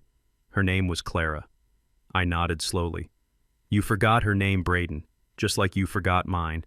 Just like you forgot that you don't build a castle on dirt you haven't tested. I walked over to the window and looked out at the city. You have 5 minutes, Braden, I said, not looking at him. You are already down to 3.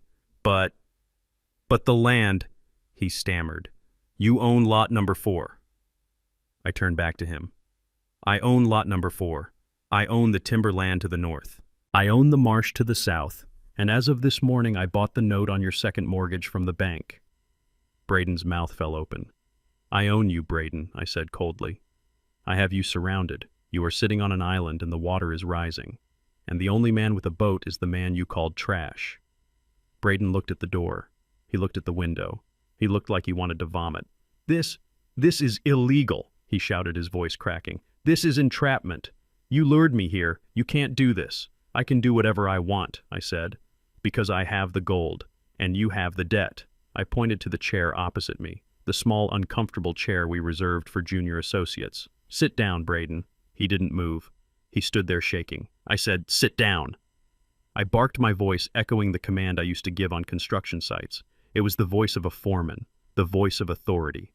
Braden collapsed into the chair. He looked small. He looked broken. Now, I said, walking back to my seat and picking up the gold-plated pen Marcus had left there. You came here to make a deal, so let's make a deal. But I warn you, the price has changed. It is not $50,000 anymore. Braden looked up, hope flickering in his eyes. A desperate, pathetic hope. What is the price, he asked. I leaned forward. The price is everything. The silence in the boardroom was broken by the sound of the side door opening. Marcus walked in carrying a thick leather-bound folio. He didn't look like the polite receptionist anymore. He looked like what he truly was. A brilliant, ruthless attorney who had spent the last 7 years sharpening his teeth on corporate litigation. He walked past Braden without a glance and stood at my right hand, placing the folio on the table with a heavy, deliberate thud. Mr. Cole, allow me to make the formal introduction, Marcus said, his voice crisp and cold. You are currently seated in the headquarters of ZMR Solutions. The Z stands for Zeke, the M stands for Marcus, and the R stands for Restoration. The gentleman you are speaking to is Mr. Ezekiel Robinson, the majority shareholder of ZMR and the sole proprietor of Clara Holdings, LLC. Braden looked from Marcus to me and back again, his eyes darting like a trapped animal. He tried to speak, but his throat was too dry. He coughed a pathetic hacking sound. You own ZMR. Braden wheezed. But ZMR is the biggest structural engineering firm in the Midwest. You fix skyscrapers. You fix bridges. We fix mistakes. Braden, I said, leaning back in my chair. We fix the kind of mistakes arrogant men make when they think they are smarter than the ground they walk on. I reached for the folio Marcus had brought in. I flipped it open. It wasn't a contract for the land sale. It was a geological survey, a series of complex blue and red maps showing the underground topography of the area surrounding my old estate. I spun the folio around so Braden could see it. "Look at this, Braden," I said, pointing to a thick blue line that ran diagonally across the map. "This is the aquifer. It is a subterranean river that flows from the North Ridge down to the wetlands. It carries millions of gallons of water every year." I traced the line with my finger until it hit a red square, the location of his mansion. "You see this red box? That is your house. Braden, that is the castle you kicked me out of, and right here I tapped a spot right next to the house is the garage you built 7 years ago. Do you remember the garage, Braden? Do you remember telling the foreman to pour concrete over the bleeding vein because you had a magazine photo shoot?" Braden nodded slowly, sweat dripping off his nose onto the expensive mahogany table. I remember. We sealed it. We stopped the water." I laughed. It was a dry, harsh sound. "You didn't stop anything, son. You just pressurized it. When you capped that vein, you turned the ground under your house into a water balloon. And for 7 years that water has been looking for a way out. It has been pushing against the clay. It has been eating away at the limestone foundation. It is the reason your doors won't close. It is the reason your patio cracked. It is the reason your life is falling apart." Braden stared at the map, horror dawning on his face. But that is on my land," he stammered. "If it is on my land, I can fix it. I will hire a crew. I will drill relief wells." I shook my head slowly, enjoying the moment. "That is the problem, Braden. You can't drill. You see, when I bought lot number 4, the land right next to yours, I didn't just buy the dirt, I bought the mineral rights, and more importantly, I bought the water rights for the entire southern slope of the ridge." I pulled another document from the pile. It was a deed stamped with the official seal of the state of Georgia. "I own the water, Braden. I own every drop that flows under your foundation. And 3 years ago, while you were busy buying watches, I installed a hydrostatic diversion valve system on my property on lot number 4. It connects to the main artery of that aquifer." I leaned forward, my voice dropping to a whisper. "Right now that valve is set to neutral. It is letting the water flow naturally, which is why your house is sinking slowly. But I have a control panel right here on my iPad." I tapped the screen of the tablet sitting next to me. "I have 2 options. Braden, option A, I close the valve. If I close the valve, the water backs up instantly. The pressure under your garage will triple within 24 hours. The concrete slab will crack. The soil will liquefy. Your $50 million mansion will slide down the hill into the swamp like a mudslide. It will be a total structural failure. The house will snap in half." Braden gripped the edge of the table, his knuckles white. "And option B?" he asked, his voice trembling. "Option B. I open the valve wide. I drain the aquifer completely. If I do that, the clay under your house dries out. It shrinks. The ground will collapse inward, creating a sinkhole that will swallow your living room whole." I sat back, crossing my arms. "So you see, Braden, you are not just sitting in my office. You are sitting on my water. You are living in a house that exists only because I allow it to exist. I am the dam, and you are just the village in the valley." Braden looked at the map, then at the iPad, then at me. He looked sick. He looked like a man who had just realized he wasn't playing poker, he was playing Russian roulette, and I held the gun. You can't do that," he whispered. "This is extortion. You are threatening to destroy my property." "I am not threatening anything," I said calmly. "I am simply managing my water resources. If I choose to divert the water on my land for an irrigation project, that is my legal right. If your house happens to be collateral damage, well, that is just unfortunate geology, isn't it?" I stood up and walked to the window, looking out at the gray Chicago sky. "You called me trash, Braden. You told me I was worthless. You told me to go live in a landfill. But here we are 7 years later, and I hold the deed to your salvation." I turned back to him. You came here to buy land for $50,000, but the land isn't for sale. The only thing on the table today is your survival." Braden slumped in his chair. The fight had left him. He wasn't the CEO anymore. He wasn't the master of the universe. He was just a man who had dug a hole too deep to climb out of. "What? What do you want?" he asked, looking at his hands. I walked back to the table. I picked up the contract he had brought, the one with the insulting offer and the hidden clauses. I ripped it in half slowly, letting the sound of tearing paper fill the room. Then I ripped it again and dropped the pieces onto the floor. "I don't want your money, Braden. I have more money in my petty cash drawer than you have in your entire company. I don't want your apology because I know it wouldn't be sincere." I reached into the folio and pulled out a single sheet of paper. It was a simple document. 1 page. No fine print. Marcus had drafted it that morning. "This is a transfer of ownership agreement," I said, sliding it across the table toward him. "It transfers 100% of the equity in coal. Luxury Living to Clara Holdings. It transfers the deed to the estate, the mansion, the land, everything to me. And in exchange, I will assume your debts. I will pay off the bank. I will stabilize the foundation, and I will prevent the house from collapsing." Braden stared at the paper. "You want everything," he whispered. "You want my company. You want my home. It isn't your home," I snapped, my voice rising. "Your name is on the deed, but you never made it a home. A home is where you protect your family. A home is where you build a legacy. You turned that place into a showroom for your vanity, and now the rent is due." Braden looked at the paper, tears welling up in his eyes. But what about me? What do I get?" I pointed to the bottom of the page. "You get to walk away. You get to avoid bankruptcy. You get to avoid a lawsuit from your investors for fraud, because we both know you lied on those disclosure forms about the foundation damage. You get to keep your freedom." I pulled a single crisp $1 bill from my pocket and placed it on top of the document, and you get this. $1. The fair market value of a man who builds nothing but lies. Braden stared at the dollar bill. George Washington looked back at him, stern and unforgiving. "I can't sign this," he sobbed. "I have a reputation. I have a status in this town. If I sell for $1, I will be a laughingstock." I leaned down close enough to smell the fear on him. "You are already a laughingstock. Braden, the bank knows, the investors know, and soon the whole world will know that your castle is made of mud. But if you sign this, we can frame it as a strategic acquisition. We can say you are stepping down to pursue other interests. We can let you keep a shred of your dignity. Not because you deserve it, but because my daughter carries your last name, and I don't want her to suffer for your stupidity more than she already has." I uncapped the gold pen and held it out to him. It was the same pen he had tried to hand me moments ago, thinking he was the boss, thinking he was the winner. Now the tables had turned.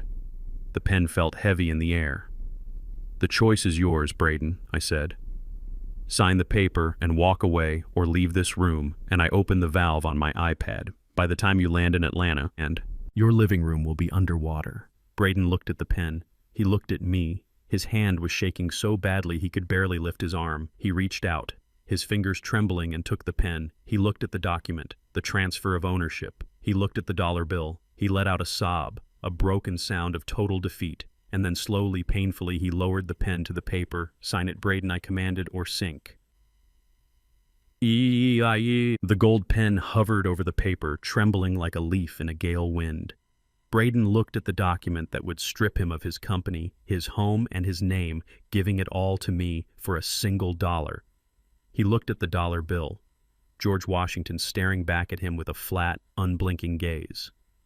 Braden's chest was heaving. He looked like a man having a coronary event right there in my conference room. "Drop the pen, Braden," I said softly. "The ink is drying." Braden made a sound in his throat, a strangled whimper. Then his hand opened. The heavy gold pen clattered onto the mahogany table, rolling away from him until it hit the edge and fell to the floor, landing on the expensive carpet with a muffled thud. He didn't bend down to pick it up. Instead, he slid out of the chair. It wasn't a graceful movement. He didn't stand up. He simply melted. He slid off the leather seat, his knees hitting the floor with a heavy, bone-jarring impact. He grabbed the edge of the table with both hands, his fingers digging into the wood, as if the room were tilting, and he was about to fall off the edge of the world. "Dad," he choked out. The word hung in the air like a toxic cloud. Dad. He hadn't called me that in 10 years. Not since the wedding day. Even then it sounded forced. Today it sounded like a plea from a man on death row. Please, Dad. Braden sobbed, tears finally spilling over his eyelids and running down his cheeks. You can't do this. You can't take everything I have worked for. I stood up slowly, walking around the table until I was standing right in front of him. I looked down at the top of his head, noting the thinning hair he tried so hard to hide. He was kneeling at my feet, wearing a suit that cost more than my first house. And he looked smaller than an insect. I didn't work for it, Braden, I said, my voice cold and hard. You stole it. You borrowed it. And you squandered it. No, you don't understand, he cried, looking up at me. His face was a mask of snot and tears, panic making his eyes wide and wild. It isn't just the house. It isn't just the bank. If I don't get this land, if I don't break ground on the towers by next month, I go to jail. He grabbed my pant leg, clutching the fabric of my Italian trousers with his sweaty hands. I took deposits. Dad, I took pre-sale deposits from investors. $3 million. I spent it. I spent it on the mortgage. I spent it on the car. I spent it trying to fix the foundation. If the project fails, they will audit me. They will see the money is gone. They will charge me with fraud, embezzlement. I will go to federal prison. I looked down at his hands gripping my leg, the hands that had never held a shovel, the hands that had never built a damn thing. So you are a thief too, I said simply. Not just a squatter. A thief. I did it for Maya. He screamed, desperate to find an angle that would work. I did it for the family, for your grandchildren. Think about Leo. Think about Sarah. Do you want their father to be a felon? Do you want them visiting me through a glass wall? You have to help me. You have to sign the land over to me as a partnership. If we are partners, I can show the bank we have assets. I can get a bridge loan. I can fix this. He was using them. My grandchildren. The children he barely saw because he was too busy at country clubs or photo shoots. He was using my own blood as a human shield. I reached down and peeled his fingers off my leg one by one. His grip was weak. I stepped back, creating distance between us. Don't you speak their names, I said, my voice dropping to a dangerous whisper. You didn't think about Leo and Sarah when you threw their grandfather out into the street, did you? You didn't think about Maya when you buried a water vein under a garage just to park a car? I did what I had to do, Braden blubbered, crawling forward on his knees, dragging himself across the carpet. Please, Ezekiel, I am begging you. I am on my knees. Look at me. I am begging you for my life. Just sign the partnership agreement. Use your money to stabilize the company. We can be rich together. We'll give you 50%. No, 60%. Just save me. I looked at him kneeling there, a broken man in a power suit. And for a moment my mind flashed back. 7 years ago. The marble foyer, the smell of expensive candles, the sound of techno music. I remembered the look on his face when he saw the dirt on his floor, the way he had pointed a finger at me as if I were a disease. Get up, Braden, I said. He looked up, hope flickering in his eyes. You will help me, I said. Get up! He scrambled to his feet, wiping his face with his sleeve, trying to compose himself. He thought he had won. He thought the sight of his humiliation was enough to satisfy me. I walked over to the table. I picked up the pen from the floor. I held it out, but I didn't offer it to him. 7 years ago, Braden, I stood in your hallway holding a maple tree. A gift. And you looked at me and you called me filthy. You said I was a stain. You said I smelled like a grave because I had honest dirt on my hands. Braden flinched, looking down at his shoes. I was angry. Then I continued. But today I realize you were right about one thing. We are different. I held the pen up to the light. It was gold, shiny, pristine. You see, Braden, I spent 40 years with dirt under my fingernails. I spent my life mixing concrete and sawing wood. My hands are stained with labor. And you have spent your life keeping your hands clean. You hire people to dig. You hire people to build. You hire people to lie for you. I dropped the pen onto the document. It landed with a final click. I am still that filthy old man, Braden. I am still the trash you threw out. And I don't want my dirty hands touching your clean partnership. I don't want my name next to yours on any piece of paper that promises a future, because you don't have a future. You have a debt." Braden's face crumbled. The hope vanished, replaced by a fresh wave of terror. "You aren't going to sign," he whispered. "No," I said. "I am not going to sign a partnership. I am not going to bail you out. I am not going to help you lie to the FBI or the SEC or whoever is coming for you." I pointed to the transfer agreement, the one that sold everything for $1. "You have two choices, Braden. Choice one, you sign this paper, you give me the company, you give me the house, you give me the land, and I will use my own money to pay back the investors you stole from. I will keep you out of prison, not for you, but so my grandchildren don't have to carry the shame of your name." Braden stared at me, his mouth opening and closing. "And choice two?" I asked. "Choice two. You walk out of here. You keep your pride, you keep your title of CEO. And tomorrow morning, I open the valve, I sink your house. And when the investors ask where their money went, you can explain it to them from a jail cell." I checked my watch, a Patek Philippe I had bought just for this meeting. "You have 60 seconds. The clock is ticking." Braden looked at the door. He looked at the window. He looked at Marcus, who was standing silently in the corner holding a notary stamp. He was trapped. He was a rat in a maze, and I had closed all the exits. He began to cry again, but this time it was a quiet, defeated sobbing. The crying of a man who realizes his life is over. "Give me the pen," he whispered. I didn't hand it to him. I pointed to the table. "Pick it up yourself." Braden reached out his hand, shaking so badly he knocked the pen over twice before he could grasp it. He gripped it like a lifeline. He bent over the document, the paper that represented his entire existence, his legacy, his ego. He hesitated, the tip of the pen hovering over the signature line. I am sorry," he choked out. It sounded hollow. It sounded like a reflex. "Save your apologies for the judge, Braden," I said. "Sign." He pressed the pen to the paper. He scrawled his name, Braden Cole. It was messy, barely legible, the signature of a beaten man. Marcus stepped forward immediately. He stamped the document. He signed as a witness. He pulled the paper away before Braden could change his mind. "It is done," Marcus said. I picked up the dollar bill, the single crisp dollar bill. I handed it to Braden. "Here," I said. "This is yours. You earned it." Braden took the dollar. He held it in his limp hand, staring at it as if he didn't know what it was. "Now get out," I said, turning my back on him, walking toward the window. "Get out of my building, get out of my company, and get out of my house. You have 24 hours to vacate the premises." "And Braden..." He stopped at the door, looking back at me with dead eyes. "Take your trash with you." I heard the door close. I heard his footsteps fade down the hallway. I let out a breath, leaning my forehead against the cool glass of the window. I looked down at the city. The cars were still moving.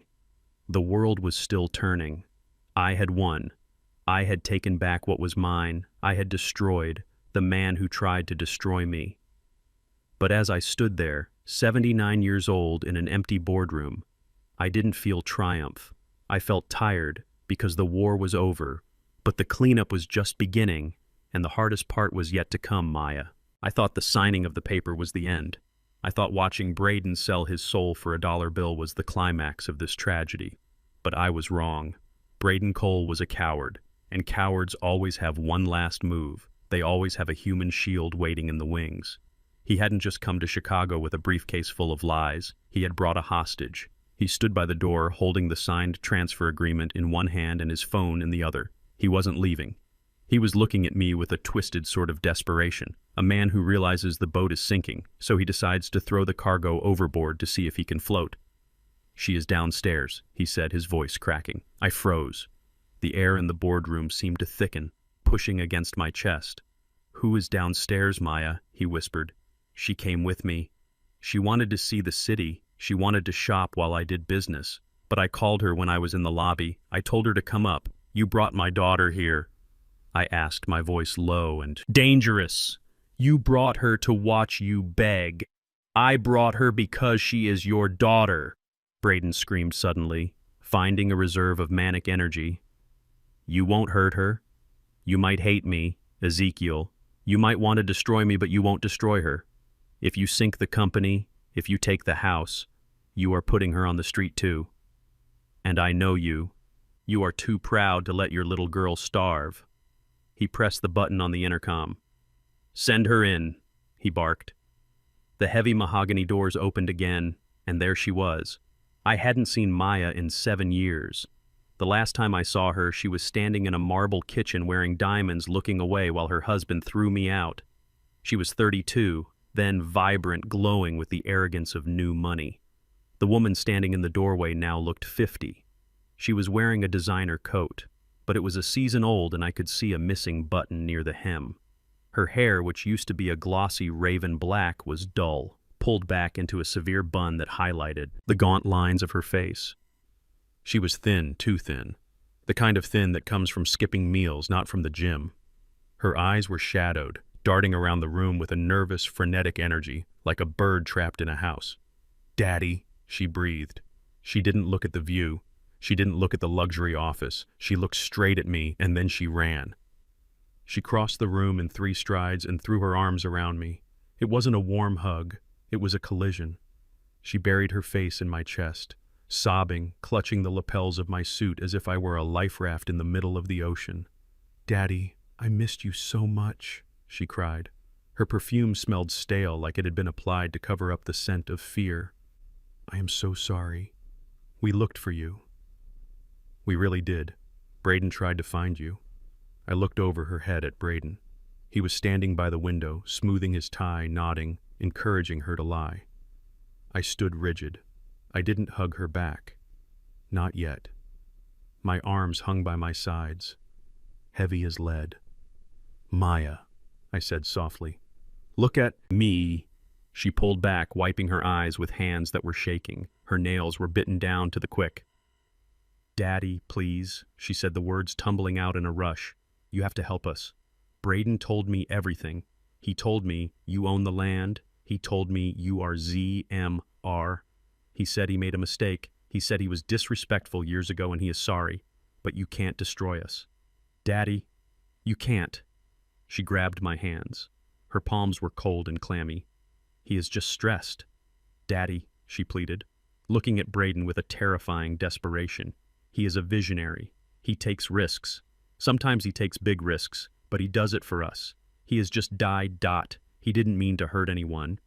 He is a good man. He loves me. He loves the kids.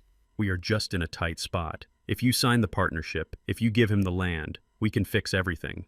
Please, Daddy, don't let the bank take our home. It is the only home the kids have ever known." I looked at her breaking apart in front of me. She was parroting his words. She was reciting a script he had fed her for years. She truly believed that Braden was a misunderstood genius and I was the barrier to their happiness. It broke my heart. But sometimes to set a bone, you have to break it first. "Maya," I said gently, pulling my hands away from hers. "You think he is a good man?" "Yes," she sobbed. "He works so hard. He worries so much. He does everything for this family." I looked at Braden. He was watching us. His eyes narrowed, calculating.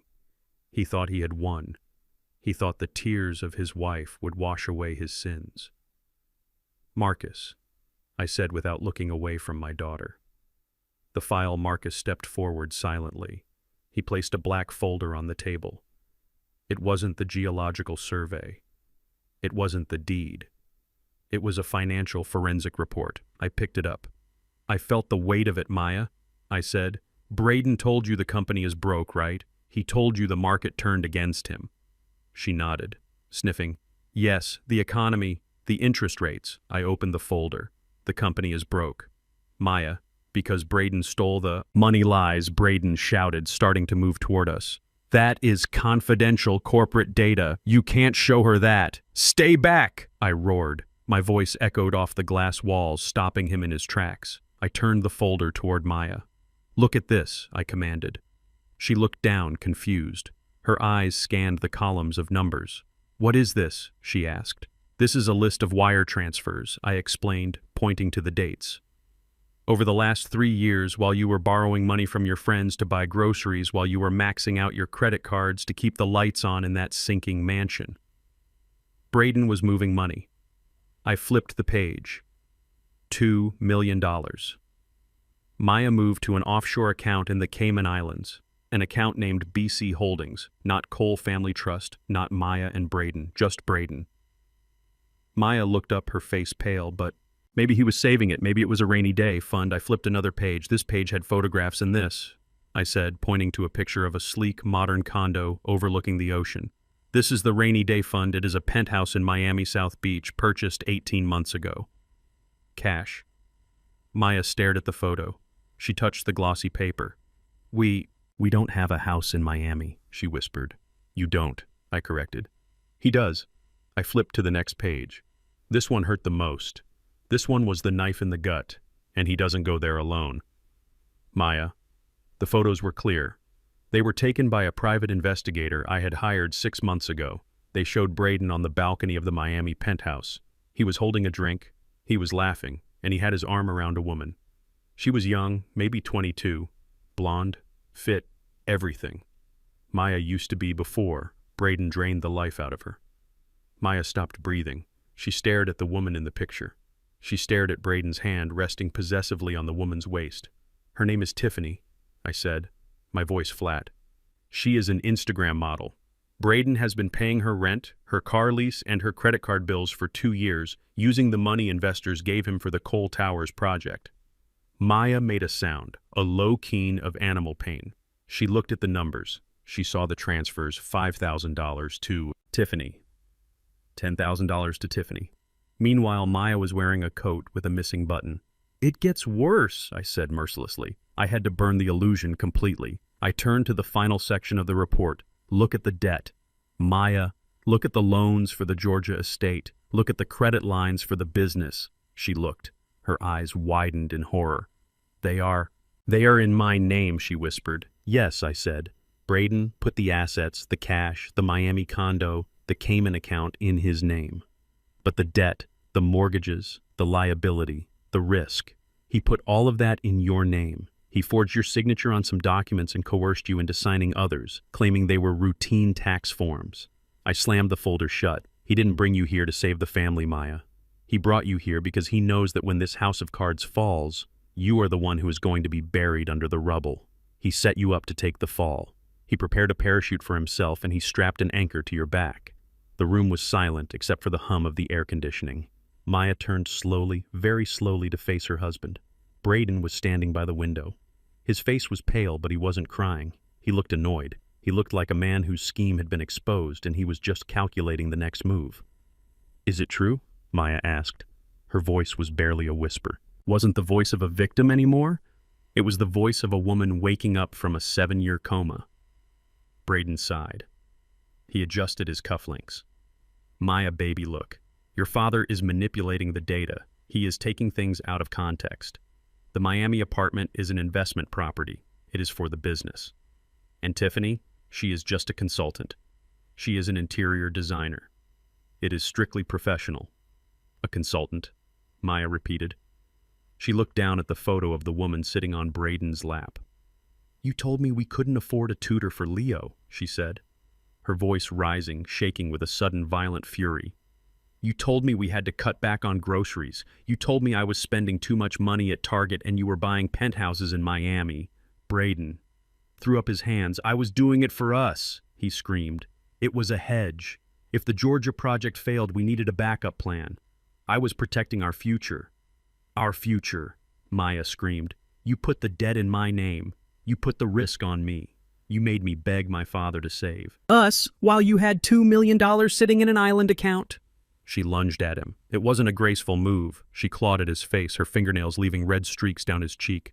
You are a monster, she shrieked. You are a parasite. Braden shoved her back hard. She stumbled and fell onto one of the leather chairs. Enough, he yelled, straightening his jacket.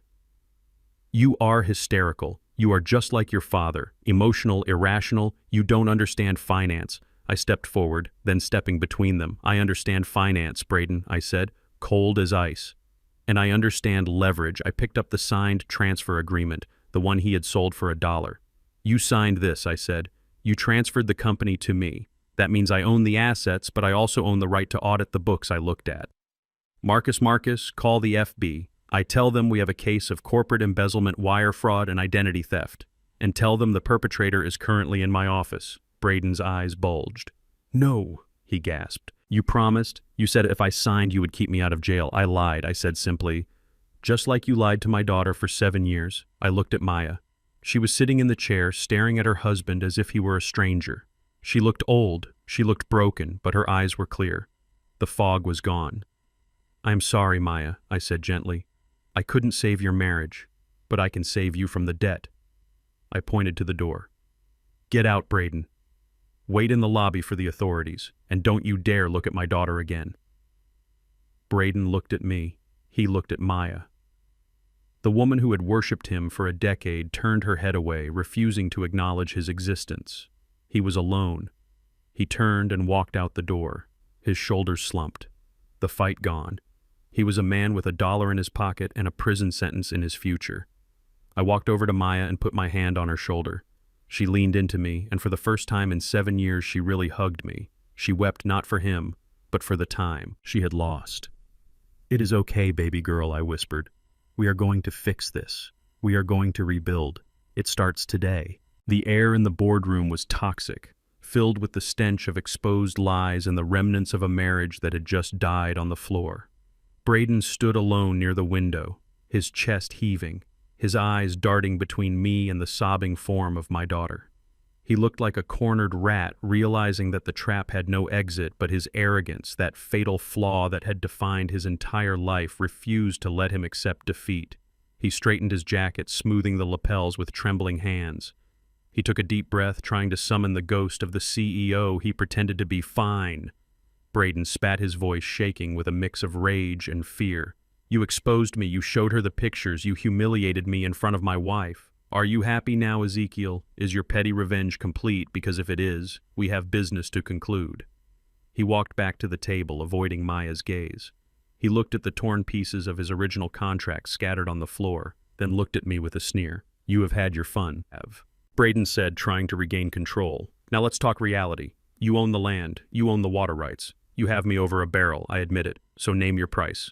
How much for the water rights? How much to keep the foundation from sinking? I will pay you a premium. Once the tower is built, I will have the cash flow. I will write you a check that will choke you. Just give me the number. I looked at him, sitting there calmly, while my daughter's life lay in ruins. He still thought this was a transaction. He still thought money could fix the rot in his soul. He didn't understand that I wasn't looking for profit. I was looking for excision. I sat down slowly, keeping my eyes locked on his. I placed my hands on the mahogany table, the rough, scarred skin of my fingers contrasting with the polished wood. There is no number. Braden, I said, my voice low and steady. Braden blinked, confusion clouding his face. What do you mean? Everyone has a number. You are a businessman, aren't you? You are the chairman of ZMRU. Didn't get here by turning down profit. I didn't get here by making deals with thieves, I corrected. I leaned forward. You are under the impression that I want to sell you the land so you can build your tower, I said. You think I want to be your partner? Braden nodded. Yes, exactly. A joint venture. We can restructure the deal. I can give you equity. I shook my head slowly. I don't want equity in a sinking ship, I said. I don't want the land to build a tower, Braden. I want the land to bury you.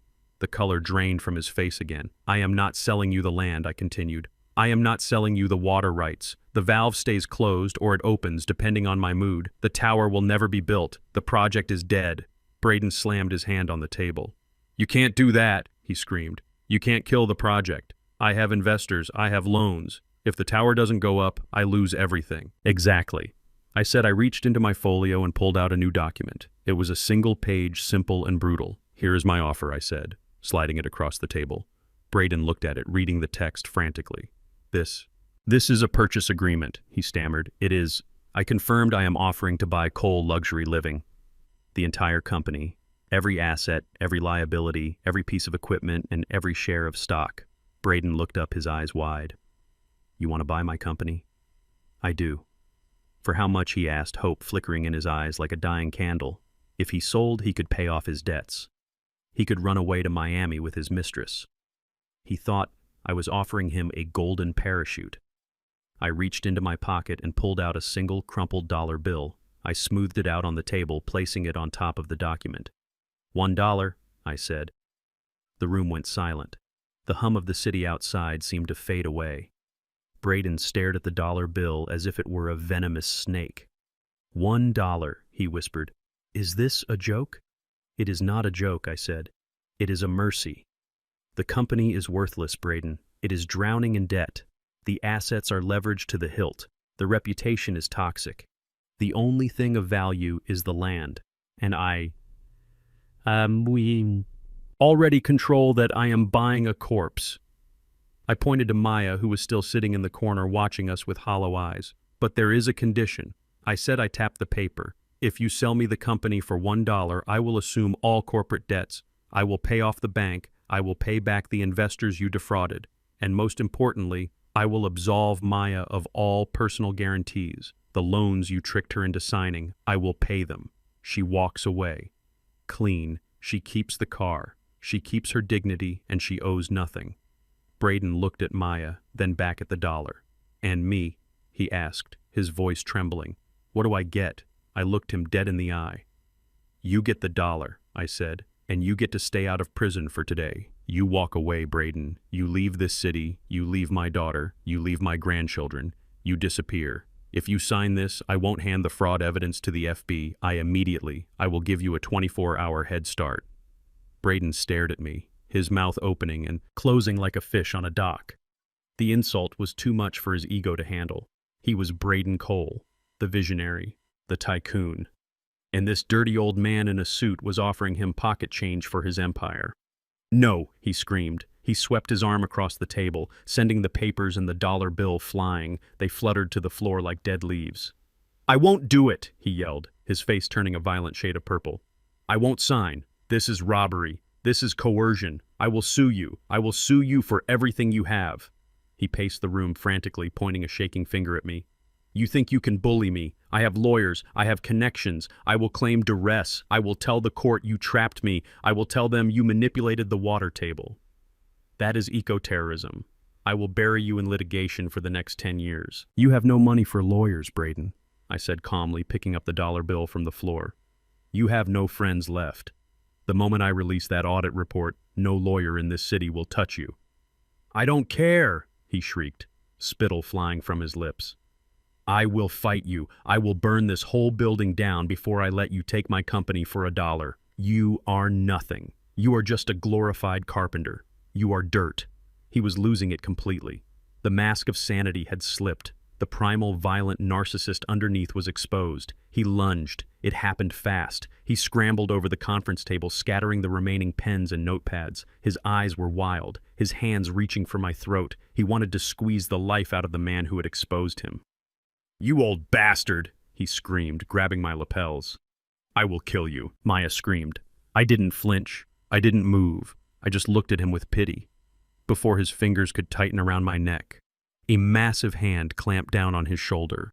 It was the head of security, a man named Titus, who had been standing silently by the door. Titus was 6'5" and built like a tank. He didn't say a word. He just pulled Braden off me as easily as a parent pulls a toddler off a toy. Braden flailed his legs, kicking in the air, screaming obscenities. Let me go, I will kill him. Titus slammed Braden back into his chair, pinning him there with one hand. Sit down, sir, Titus said, his voice a low rumble. Braden gasped for air, his expensive suit torn his tie askew. He looked wild, demonic. I stood up slowly, brushing off my jacket. I wasn't afraid. I was just disappointed. Violence is the last refuge of the incompetent Braden, I said. I walked over to where the contract had fallen. I picked it up. I walked back to him.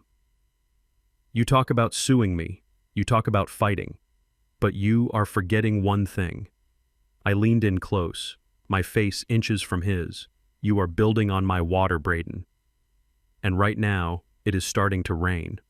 I pulled out my phone and placed it on the table, face up. It was connected to the live feed from the Georgia estate. Look, I said. On the screen, the sky over the mansion was dark. Rain was falling in sheets, torrents of water hammering the earth. It was a tropical storm moving up the coast. I didn't order the rain, I said, but I did design the drainage. And since you refuse to sign, since you want to fight, I think it is time I stopped protecting you from the consequences of your own bad engineering. I tapped a button on the screen. The valve status changed from neutral to open. What did you do? Braden gasped, staring at the screen. I just pulled the firewood from under the pot. Son, I said, I opened the diversion valve, the water that was holding your house up, the pressure you relied on. It is gone. The aquifer is draining. Braden watched in horror as the camera shook. The ground in the video seemed to shudder. Now you can sue me, I said, but you better hurry, because in about an hour you won't have a house to serve the papers, to sign the paper, Braden, I said, pointing to the contract, or watch your life wash away. He looked at the screen. He looked at the dollar bill. I placed back on the table. The fight went out of him. He realized he wasn't fighting a man. He was fighting nature, and nature always wins. The sky turned a bruised purple over Georgia 2 days after I left Chicago.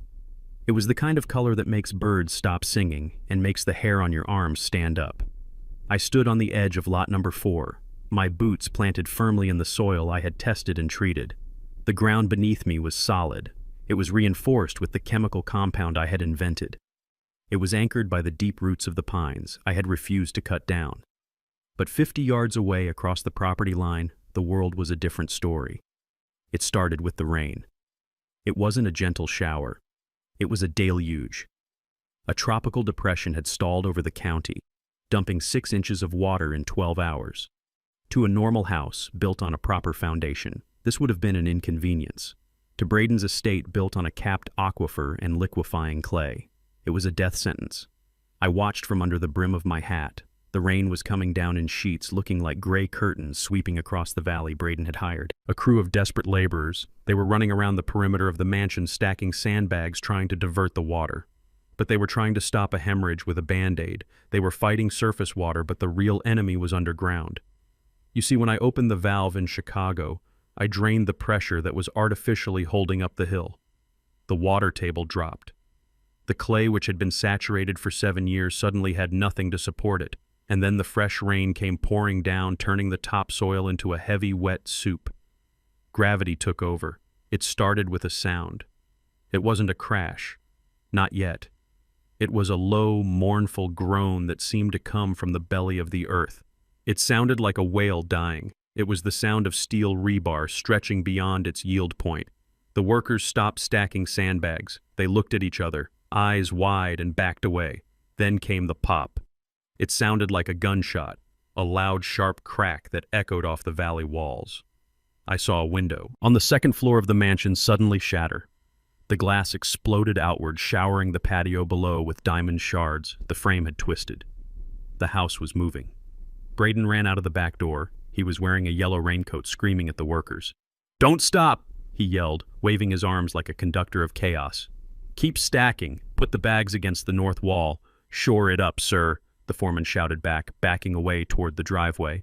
"It is not the wall. It is the ground. The ground is leaving." I watched as a fissure appeared in the manicured lawn. It started near the garage, the very garage Braden had built over the water vein 7 years ago. The crack zigzagged across the grass like a black snake, moving fast. It tore through the flower beds. It ripped through the expensive irrigation system, sending geysers of water shooting into the air, adding to the flood. Then the garage moved. It didn't collapse. It slid. It was a slow, sickening motion. The entire concrete slab which Braden had poured in a rush, detached from the main house. The driveway buckled, pushing upward into a jagged tent of asphalt. The garage tilted 10 degrees, then 20. I heard the screech of metal as the luxury cars inside slammed against the garage doors. The yellow Lamborghini, the symbol of his vanity, was being crushed by the weight of its own shelter. Braden screamed, "No, no, my cars!" He started to run toward the garage, but the ground lurched again, throwing him to his knees. He crawled in the mud, his yellow raincoat smeared with the brown slurry that used to be his lawn. Then the main house began to scream. If you have never heard a house break, be grateful. It is a sound that stays with you, It is the sound of tension releasing all at once. The massive timber beams inside the walls snapped with sounds like cannon fire. The dry wall ripped apart, sounding like a giant sheet of paper being torn. I saw the crack run up the brick facade of the mansion. It started at the foundation and raced up to the roofline, in a split second separating the master bedroom from the library. The chimney crumbled, bricks tumbling down and crashing through the roof of the sunroom. The house was splitting in two. The north side, the side sitting on the compromised clay, was sliding down the hill. The south side, anchored to slightly better rock, was trying to stay put. The result was a violent tearing. The Italian marble foyer, the one where Braden had yelled at me for dropping dirt, was being pulled apart. I imagined that white stone cracking, jagged lines ruining its perfection. Braden was on his knees in the mud, watching his empire disintegrate. He was screaming, but the sound of the rain and the dying house drowned him out. He looked small. He looked powerless. He looked like a child watching his sandcastle get washed away by the tide. A police cruiser and a fire truck pulled up to the main gate, their sirens wailing, but they stopped at the entrance. The emergency responders knew better than to drive onto unstable ground. They stood by their trucks, lights flashing, watching the spectacle. I walked slowly to the property line. There was a small wire fence separating my land from his. I stopped there. I didn't cross over. My land was dry. My land was stable. I was standing on the ark, watching the flood. Braden saw me. He looked up from the mud, wiping the sludge from his eyes. He saw me standing there, dry and calm. "Help me," he shrieked. His voice was raw, shredded. "Help me shore it up. Let me bring the equipment onto your land. If we anchor it from your side, we can stop the slide. We can save the shell." I looked at the cracking mansion. I looked at the garage that was now halfway down the ravine. I looked at the man who had called me trash. I shook my head slowly. "I told you, Braden," I shouted over the roar of the rain. "You cannot anchor a lie to the truth. My land is solid because I respected it. Your land is moving because you abused it. I will not let you drag my property down with yours. But it is falling," he screamed. "It is worth $10 million. "It is worth nothing," I said. "It is a pile of bricks on a slide." As if to punctuate my sentence, a massive section of the roof gave way. The clay tiles cascaded down, crashing onto the patio. The chandelier in the main hallway, the crystal fixture that had cost more than my truck, fell. I heard it crash. A tinkling, delicate sound amidst the roar of destruction. The house groaned one last time and settled. It didn't fall completely flat. It stopped listing at a crazy 45-degree angle, broken, twisted, and ruined. It looked like a ship that had run aground on the rocks. The front door was hanging off its hinges. The windows were jagged maws. The pride of coal luxury living was now a condemned wreck. The rain kept falling, washing the mud over the expensive pavers, burying the landscaping, erasing the footprints of the parties and the arrogance. Braden sat in the mud, staring at the ruin. He didn't move. He didn't scream anymore. He just stared. He was soaking wet, shivering, covered in the very dirt he had always despised. I turned away. I walked back toward my truck, which was parked on the solid gravel of lot number 4. I didn't feel joy. I didn't feel triumph. Destruction is not a happy thing, even when it is deserved. It is a waste of materials, a waste of labor, a waste of potential. But it was necessary. I climbed into my truck and turned on the wipers. I watched the rain clear a path on the glass. The house was gone. The symbol was broken. Braden Cole was homeless. Not because he didn't have a roof, but because he had never built a foundation. I put the truck in gear and drove away, leaving him in the rain with the wreckage of his ego. The earth had spoken, and it had said, "Enough." The silence that falls over a disaster site is heavy. It is a thick, suffocating blanket that covers the wreckage. The rain had finally stopped, leaving behind a sky that was a piercing, indifferent blue. The sun beat down on the twisted remains of what used to be the Cole estate, illuminating every crack, every broken window, and every failure. Within hours of the collapse, the vultures descended. Not the birds, but the bureaucrats. City inspectors in hard hats that looked too clean for the mud swarmed the property. They carried clipboards and cameras, their faces grim. They didn't see a home, they saw a liability. They taped a bright orange placard to the front door. The adhesive wouldn't stick to the wet wood, so they stapled it. The sound of the staple gun echoed like a gavel striking a desk. Condemned, unlawful to occupy. That sticker was the end of Braden's reign. It was a legal seal on a physical reality. The house was not safe. The ground was still moving, slowly, shifting inches every hour, threatening to slide the rest of the structure into the ravine. The city cut the power. The water company shut off the main. Not that it mattered, since the pipes were already sheared in half. Then came the bank. Banks are funny creatures. They will lend you an umbrella when the sun is shining, but the second it starts to rain, they want it back. And when your house snaps in half, they don't just want the umbrella, they want your blood. Braden had leveraged this property to the hilt. He owed millions. The moment the condemnation order was filed, the automated systems at the bank flagged the asset as toxic. They called the note. Braden didn't have the money. He didn't even have a working phone charger. His was buried somewhere in the rubble of his study. So the bank moved fast. They triggered the foreclosure clause, immediately seizing the property to stop their losses. They wanted to auction off the debt to get it off their books before the end of the quarter. That is where I came in. I didn't go to the house first. I went to the bank downtown. I walked into the asset management division wearing my charcoal suit, carrying the briefcase that held my legacy. The banker, a young man named Mr. Henderson, looked tired. He had been dealing with the coal fallout all morning. "Mr. Henderson," I said, sitting down across from him, "I understand you are holding a distressed note on the property at 4400 River Road." Henderson sighed, rubbing his temples. "It is a total loss. Mr. Robinson, the land is unstable. The structure is a write-off. We are looking at a 7-figure loss. We are preparing to list it as a junk asset, just to recoup something, anything." "I don't want you to list it." I said, "I want to buy the note." Henderson looked up, surprised. "You want to buy the debt? You know the house is condemned, right? You can't live there." "I don't want to live there," I said calmly. "I want to own the paper. I want to be the one who decides when the eviction happens. I want to be the bank." I slid a cashier's check across the desk. It was for the full amount of the distressed value pennies on the dollar compared to what Braden had borrowed, but still a significant sum. Henderson looked at the check. He looked at me. He didn't ask why. He didn't care. He just saw a way to save his career and get a bad loan off his ledger. He pushed the paperwork toward me. "Sign here, Mr. Robinson, and here. Congratulations. You are now the primary lien holder. You own the mortgage. You own the foreclosure rights. Effectively, you own the property.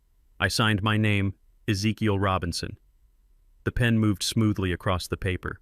It felt different than the signature I had given 7 years ago. That signature had been a surrender. This signature was a conquest. I left the bank with the deed in my hand. I walked to my truck. I placed the folder on the passenger seat. I patted it gently. "Let's go for a ride," I said to the empty cab. I drove back to the estate. The drive felt shorter this time. When I arrived, the scene was chaotic. A police cruiser was parked sideways, blocking the main gate. The lights were flashing red and blue, reflecting off the puddles of mud. I pulled up to the barricade. A young officer stepped out, holding up his hand. "Turn around, sir," he said. "This is a restricted area. The structure is unstable. No spectators." I rolled down my window. "I am not a spectator, son," I said. "I am the owner." I handed him the paperwork. The officer looked at it, frowning. He radioed his sergeant. While he checked my credentials, I looked past him. Up the driveway, I could see Braden. He was standing on the front porch, or what was left of it. He was screaming at 2 other officers. He was wearing the same mud-stained suit from 2 days ago. He looked wild, feral. He was holding a trash bag, clutching it to his chest. "This is my house," Braden screamed, his voice cracking. "You can't make me leave. I have rights. I need to get my things. My computer is in there. My watch collection." "Sir," one of the officers said, stepping forward. "You have to step off the porch. The structural engineer says the roof could collapse at any moment. It is for your safety." "I don't care about safety," Braden yelled, shoving the officer back. "I care about my property. Get off my land." The officer at the gate handed me back my papers. He looked at me with a new respect. "You are clear, Mr. Robinson. The sergeant is up there dealing with the occupant. Do you want us to handle this?" I opened the truck door and stepped out. My boots crunched on the gravel. "No," I said. I will handle it. I walked up the driveway. It was a long walk. The once manicured lawns were now a swamp of mud and debris. The fountain was tipped over. I saw the shattered remains of the Japanese maple I had brought 7 years ago. The trunk was still there, twisted and dead, half buried in the silt. I reached the top of the driveway. Braden saw me. He froze. The trash bag slipped from his hand. "You," he hissed. "You did this. You called the city, didn't you? You sent the inspectors." I didn't answer.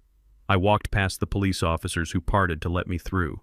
I stood at the bottom of the porch steps looking up at him. The house groaned behind him. A piece of gutter detached and fell with a clang. "Braden," I said, my voice calm but carrying over the wind, "I just came from the bank." Braden's eyes widened. "The bank, they are working with me. I told them I just need a week, I can restructure. The bank sold the note, Braden. I said I bought it." Braden shook his head, backing up until his back hit the condemned door. "No, that is impossible. You can't buy the note." I pulled the deed from my jacket pocket. I held it up. "It is done. I own the mortgage. I own the debt. And since you have defaulted on your payments and the property is condemned, I am exercising my right as the lien holder." I pointed to the ground. "You are trespassing." Braden laughed a high-pitched, hysterical sound. "Trespassing. This is my house. I built this. You built nothing." I roared, my patience finally snapping. "You borrowed money to pay men to build a facade on top of a swamp, and now the rent is due." I turned to the police sergeant officer. "This man is trespassing on my property. He is creating a public safety hazard. I would like him removed." The sergeant nodded. He had been waiting for this. He was tired of Braden's screaming, tired of being abused by a man who thought he was above the law.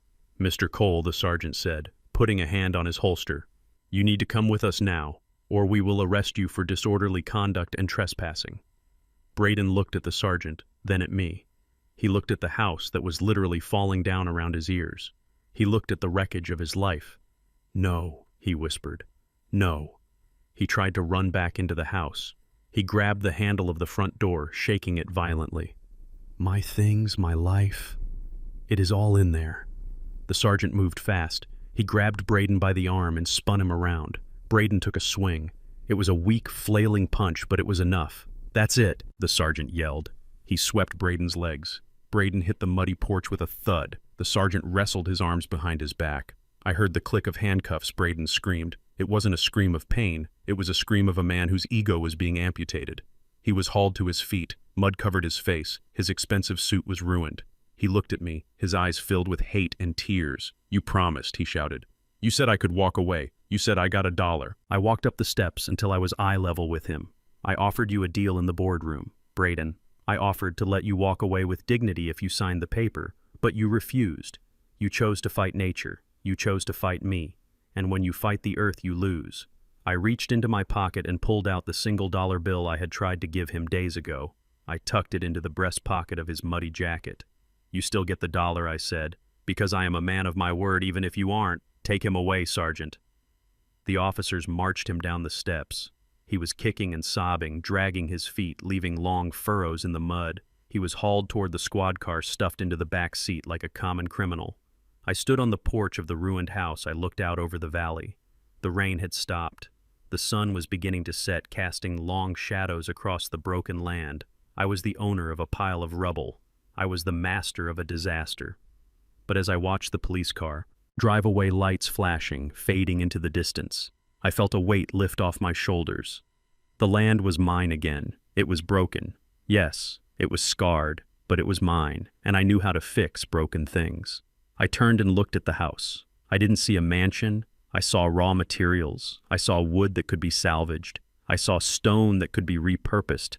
I saw the potential for something new, something humble, something real. I took a deep breath of the cool air. "It is time to clean up," I whispered. I walked down the steps and headed toward my truck. My work was just beginning, but for the first time in 7 years, I was ready to get my hands dirty. The sun had gone down hours ago, leaving the street bathed in the sickly orange glow of the sodium streetlights. It was quiet. The police cruisers had driven away their sirens, fading into the distance like the wail of a dying animal. The news vans had packed up their cameras once they got their footage of the ruined mansion. The spectacle was over and the audience had gone home, leaving only the wreckage behind. I stood inside the main gate. The iron bars were cold against my hands. This was the same gate Braden had installed 7 years ago to keep people like me out. He had wanted an imposing entrance, something that screamed exclusivity. It was 12 feet of black steel tipped with gold spikes. It was a fortress gate designed to protect a king. But tonight, the king was on the outside. I watched him walk up the street. He had been released from the precinct, probably on his own, recognizance pending the arraignment. He had no car. His Lamborghini was crushed inside the collapsed garage. He had no phone. It was buried in the mud somewhere in his study, and he had no home. He was walking slowly, dragging his feet. The mud on his expensive suit had dried into a stiff gray crust, flaking off with every step. He wasn't wearing his shoes, he was in his socks, having lost his loafers in the muck when the police dragged him away. He looked like a refugee from a war zone, but the war he had fought was entirely in his own head. He stopped at the gate. He gripped the bars, his hands shaking. He looked through the metal at me standing on the driveway. He was holding 2 black plastic trash bags, one in each hand. I looked at those bags. A dark sense of irony settled in my chest, heavy and cold.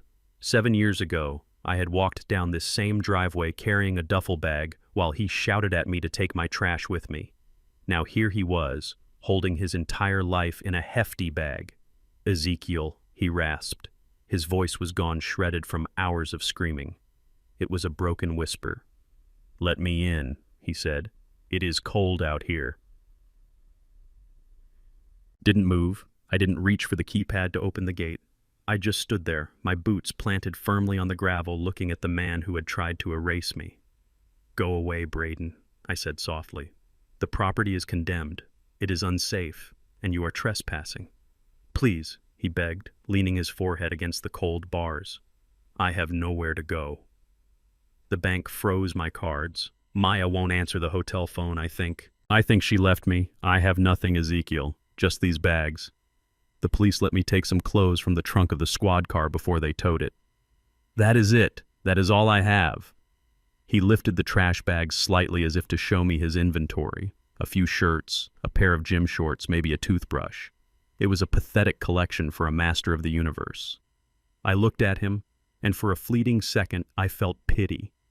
It is in my nature. I am a builder. I fix things. I protect things. When I see something broken, my instinct is to repair it. But then I remembered the Japanese maple. I remembered the sound of the pot shattering on the driveway. I remembered the look in his eyes when he told me I smelled like a grave. Pity is a dangerous thing when you give it to a wolf. It just gives them time to bite you again. I walked closer to the gate until I was only a few inches away from him, separated by the iron bars. "You are holding trash bags, Braden," I said. He looked down at his hands, confused. "Yeah, so what do?" "So, you remember what you told me 7 years ago?" I asked. "Do you remember standing on that porch right up there on the hill before it slid into the ravine? Do you remember what you screamed at me while your friends laughed and drank champagne?" Braden closed his eyes. He remembered. He couldn't forget. "You told me to take my trash and get out," I reminded him. "You told me this place wasn't for worthless people. You said I was a stain." I gripped the bars, my knuckles turning white. "You were right, Braden." He looked up, startled. You think I was right?" "Yes," I said. "You were right. This place, this land, this earth, it is not for worthless people. It rejects them. It spits them out. That is why the ground moved, Braden. That is why the house fell. The land knew you didn't belong here." Braden's face twisted in anger, a flash of his old arrogance cutting through the misery. "I am not worthless," he hissed. "I was a CEO. I managed millions of dollars. I built a brand. I had value." I shook my head slowly. "No, son. You had price. There is a difference." I leaned in closer, looking deep into his bloodshot eyes. "You and I, we have different definitions of value, Braden. To you, value is what you can extract. You look at a tree and you see lumber. You look at the ground and you see real estate. You look at a person and you see what they can give you. You are a miner, Braden. You dig, you take. You hollow things out until they collapse, and then you move on to the next hole." I pointed to the ruined house behind me, a dark silhouette against the moon. "You hollowed out this land. You blocked the water. You ignored the soil. You cut corners to save a dime. And then you hollowed out my daughter. You took her spirit. You took her credit. You took her joy. You extracted everything until she was just a shell. And you tried to do it to me. Braden pulled back, slightly stung by the truth. But real value. I continued, my voice rising in the night air. Real value isn't what you take. It is what you create. It is what you build. It is what you leave behind, that stands after you are gone. I held up my hands, my calloused, scarred hands in the moonlight. I build Braden. I take raw earth and I make it safe. I take broken wood and I make it strong. I plant trees that I will never sit under.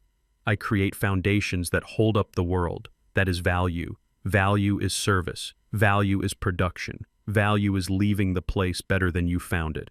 I looked at the trash bags in his hands. You have spent 39 years on this earth, Braden, and what have you built? Nothing. You moved money from one pile to another. You moved words around on a contract. You moved people like chess pieces, but you never created a single tangible thing. And now that the money is gone and the words are lies and the people have left you, look at what remains. I nodded at the bags. 2 bags of used clothes. That is the sum total of your life's work. That is your legacy. Braden stared at the bags. He dropped them.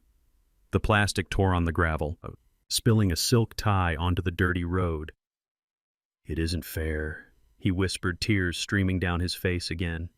It isn't fair. You have everything. You have the money, you have the land, you have the company. You won. Why do you have to kick me when I am down? Because you need to feel the ground, Braden, I said. I unlocked the small pedestrian gate, just a crack. Braden's eyes lit up. He thought I was letting him in. He thought I was breaking. He stepped forward, reaching for the handle, but I blocked the opening with my body. I wasn't letting him in. I was stepping out. I stepped onto the street, standing next to him. I reached into my pocket and pulled out a card. It was a business card, plain white with black text.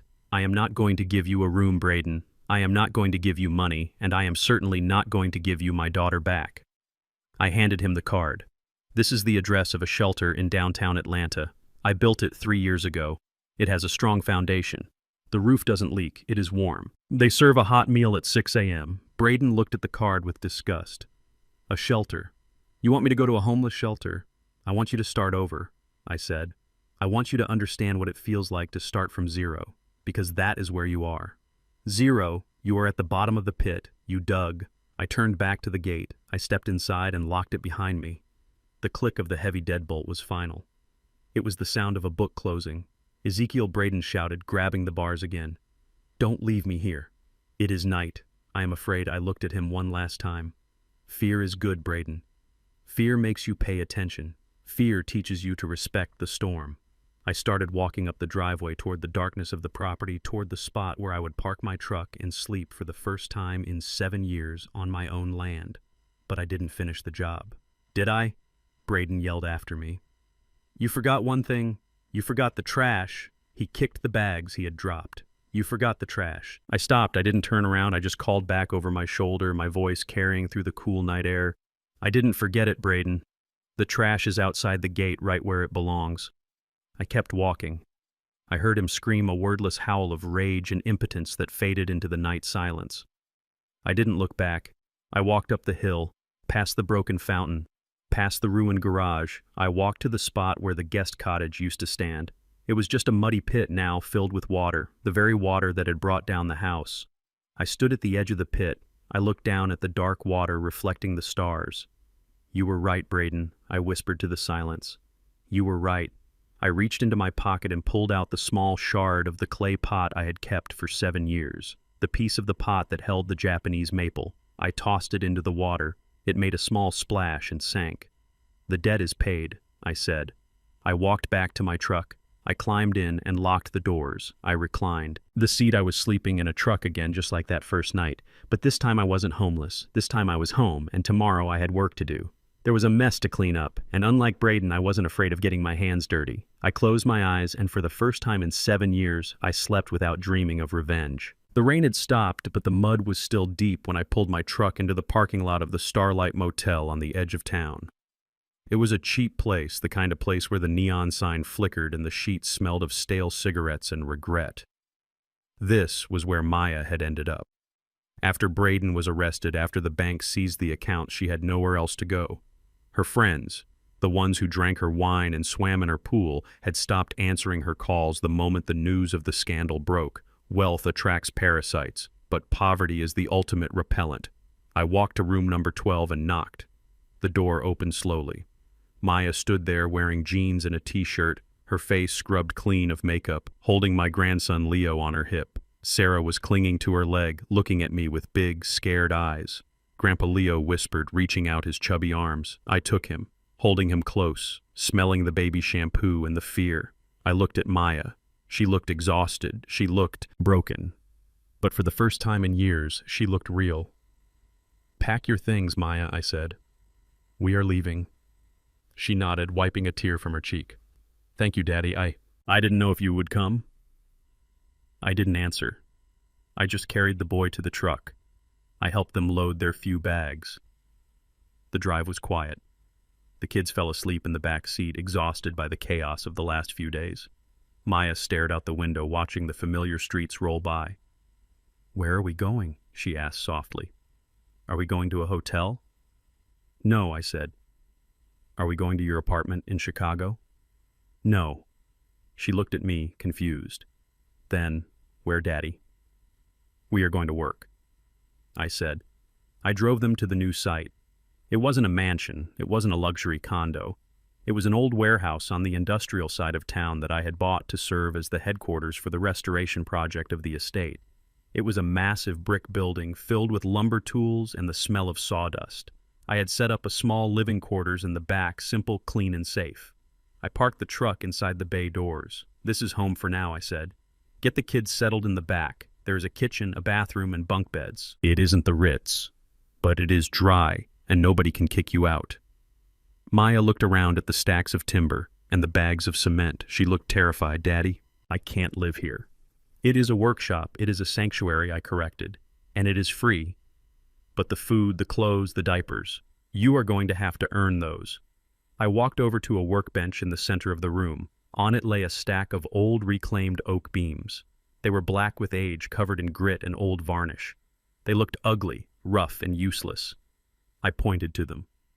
Do you know what this is? Maya, she shook her head. Wood. It is heart pine, I said. Salvage from a barn that fell down in 1890. It is the strongest wood in the world, but right now it looks like trash because nobody has taken the time to clean it. I picked up a sanding block, a heavy wooden block wrapped in coarse grit sandpaper. I held it out to her. Maya stared at it. Daddy, what are you doing? I am offering you a job, I said. You need money. You need to feed your children. And I need these beams sanded down to the raw grain so we can use them to rebuild the floor of the main house. Maya recoiled, stepping back as if the sandpaper were a snake. You want me to sand wood? She laughed, a brittle, hysterical sound. Daddy, I have a degree in art history. I was the vice president of the Charity League. I can't sand wood. My hands... I grabbed her hand. It was soft, manicured. The nails were painted a pale pink. Your hands are weak. Maya, I said, my voice hard. She tried to pull away, but I held on.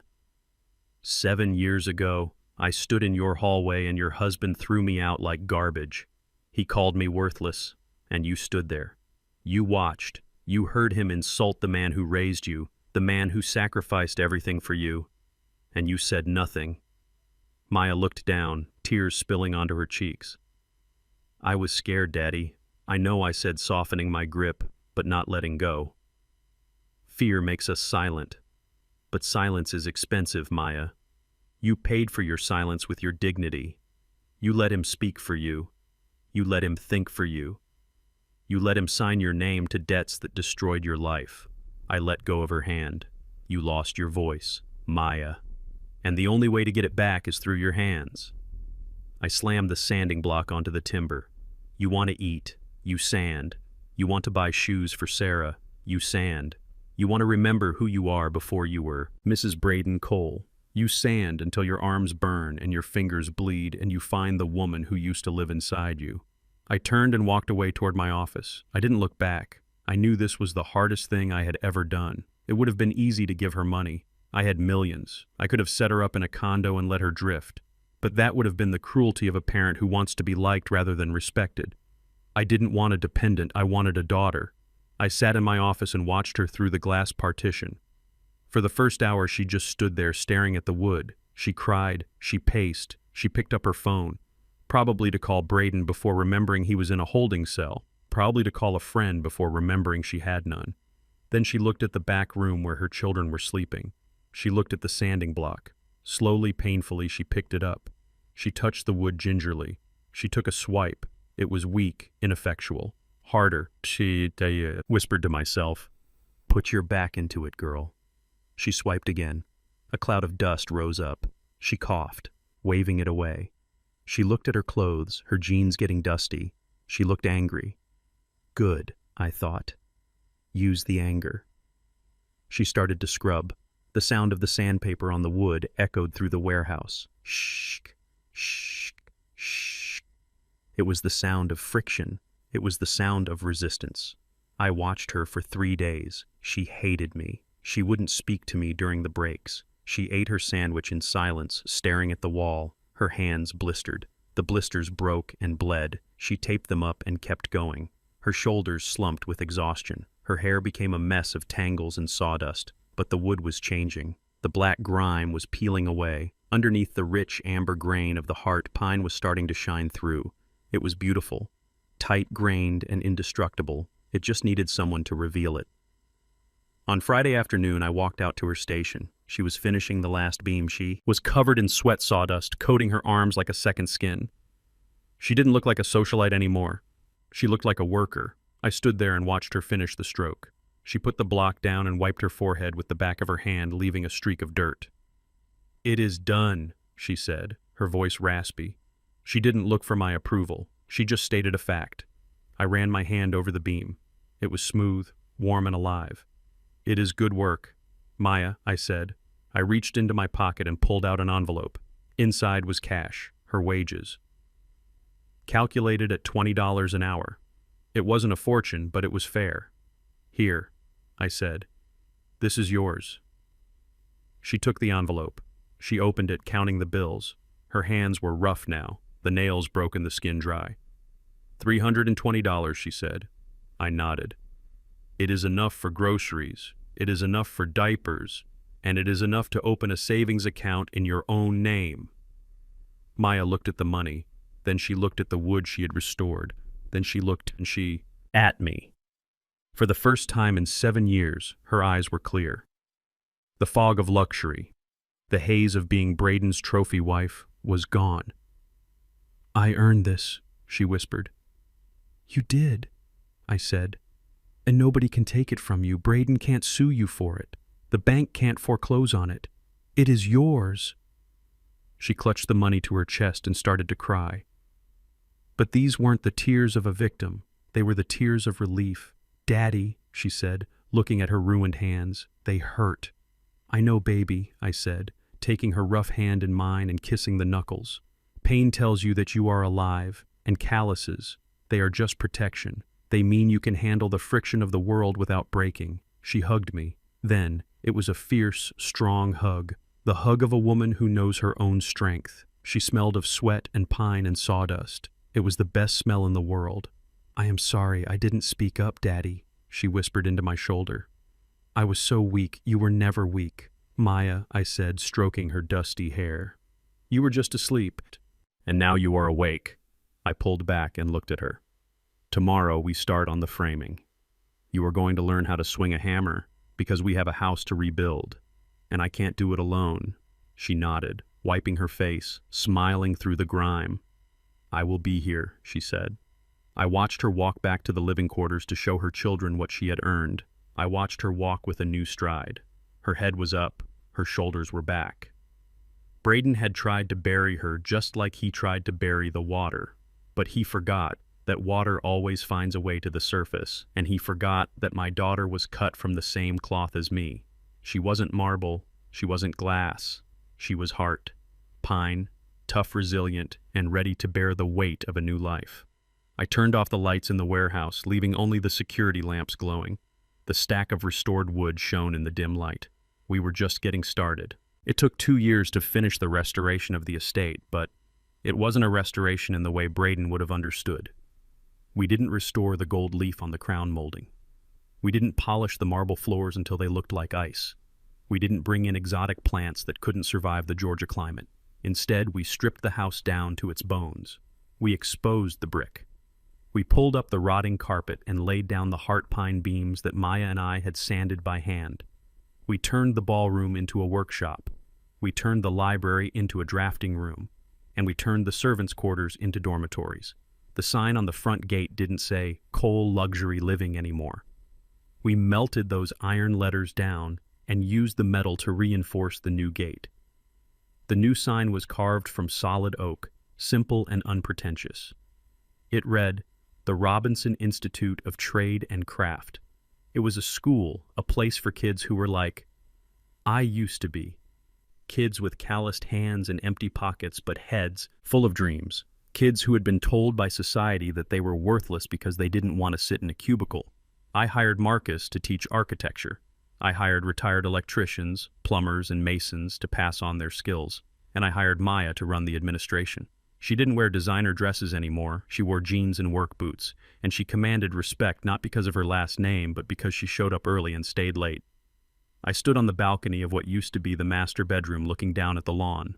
The grass was green again. The drainage system I had installed was working perfectly, feeding the soil instead of drowning it. Below me, I saw a group of 20 teenagers learning how to frame a wall. They were laughing, they were sweating, and they were learning the most important lesson of all, that you can build your own future if you are willing to do the work. Maya walked out onto the balcony, handing me a cup of coffee. "They are good kids," she said, watching them. One of them, Leo, the tall one, asked me if he could come in on Saturday to practice his joinery. I smiled, sipping the coffee. "Let him come," I said, "and give him a key. Responsibility is the best teacher." Maya leaned her head on my shoulder. She looked healthy. Her face had filled out, the gaunt look of fear was gone. She had her own bank account now, her own life. She was no longer a reflection of a man. She was her own woman. "We did it, Daddy," she whispered. "We fixed it." "We didn't just fix it, Maya," I said. "We gave it a purpose. A house without a purpose is just a pile of rocks. But this is a legacy." I finished my coffee and set the cup on the railing. "I have to go into town," I said. "I need to pick up some supplies for the welding class."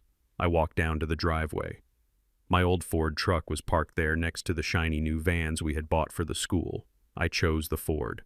I always chose the Ford. It had 200,000 miles on it, but the engine purred like a kitten because I took care of it. Drove into town, enjoying the late afternoon sun. The windows were down and the air smelled of honeysuckle and diesel. It was the smell of freedom. I stopped at a red light on the corner of Main and 4th Street. To my right was a used car lot, the kind of place with string lights flapping in the wind and inflated gorillas dancing on the roof.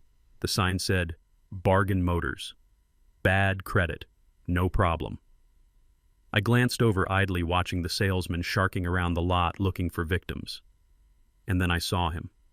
He was standing near a faded red sedan, holding a spray bottle and a rag.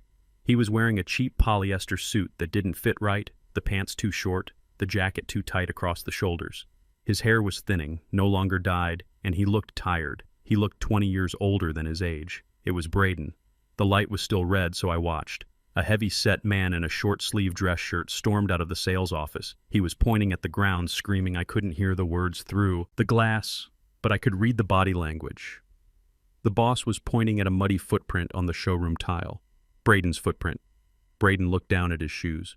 He looked defeated. He nodded quickly, mouthing the words, "I am sorry, boss. I will clean it up." He dropped to his knees right there on the pavement. He took the rag from his pocket and started scrubbing the tire of the sedan, trying to make it shine, trying to cover up the rust. The boss stood over him, yelling, waving a clipboard. It was the perfect mirror image. 7 years ago, Braden had stood over me screaming about dirt on his floor, calling me trash.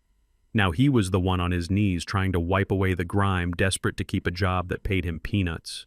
He looked up, then sensing eyes on him. Our gazes locked across the intersection. I didn't smile in triumph. I didn't rev my engine. I didn't yell an insult. I just looked at him with a calm, steady gaze. I saw the recognition in his eyes. I saw the shame wash over him. He stopped, scrubbing. He just knelt there, holding a dirty rag, looking at the man he had tried to destroy. He saw the Ford truck. He saw my arm resting comfortably on the door frame. He saw the peace on my face. For a moment, I thought he might come over. I thought he might try to beg or scream or blame me again, but he didn't. He just looked down, breaking eye contact, unable to bear the weight of his own reality. He went back to scrubbing the tire, disappearing into the role he had carved for himself. The light turned green. I didn't look back. I eased the truck into gear and pulled away, leaving Bargain Motors behind. I drove west toward the setting sun. The sky was a brilliant canvas of orange and purple streaks of fire painting the horizon. The road ahead was open. I thought about the school. I thought about Maya. I thought about the grandkids coming to visit next week. I thought about the feel of wood grain under my fingertips. My hands were still dirty. They would always be dirty. But it was good dirt. It was good. The dirt of creation, not the dirt of decay. I turned on the radio. An old blues song filled the cab. I tapped my fingers on the steering wheel. I was 79 years old. I had lost a house and gained a home. I had lost a son-in-law and regained a daughter. I had been broken, and I had rebuilt. And as the sun dipped below the horizon, I realized that Braden was wrong about one thing. The story doesn't end when you get kicked out of the castle. The story ends when you build a better one and leave the gate open for others. I smiled and drove on into the twilight. The engine hummed a steady rhythm carrying me home. Dignity is not found in a designer suit, and worth is not measured by the square footage of your home. My son-in-law mistook dirt on my hands for poverty, not realizing that soil is where all growth begins. He built his life on perception. I built mine on foundation. When the storms came, his castle of cards collapsed while my roots held firm. Never kick a man when he is down, especially if that man built the ground you are standing on. Be careful who you discard. They might just be the architect of your future. If you enjoyed this story of justice and redemption, please hit the like button and subscribe to the channel. It helps us share more stories like this with the world. And I want to ask you a question. In your life, do you value the appearance of success or the foundation of hard work? Let me know in the comments below. Stay grounded, stay strong, and I will see you in the next video.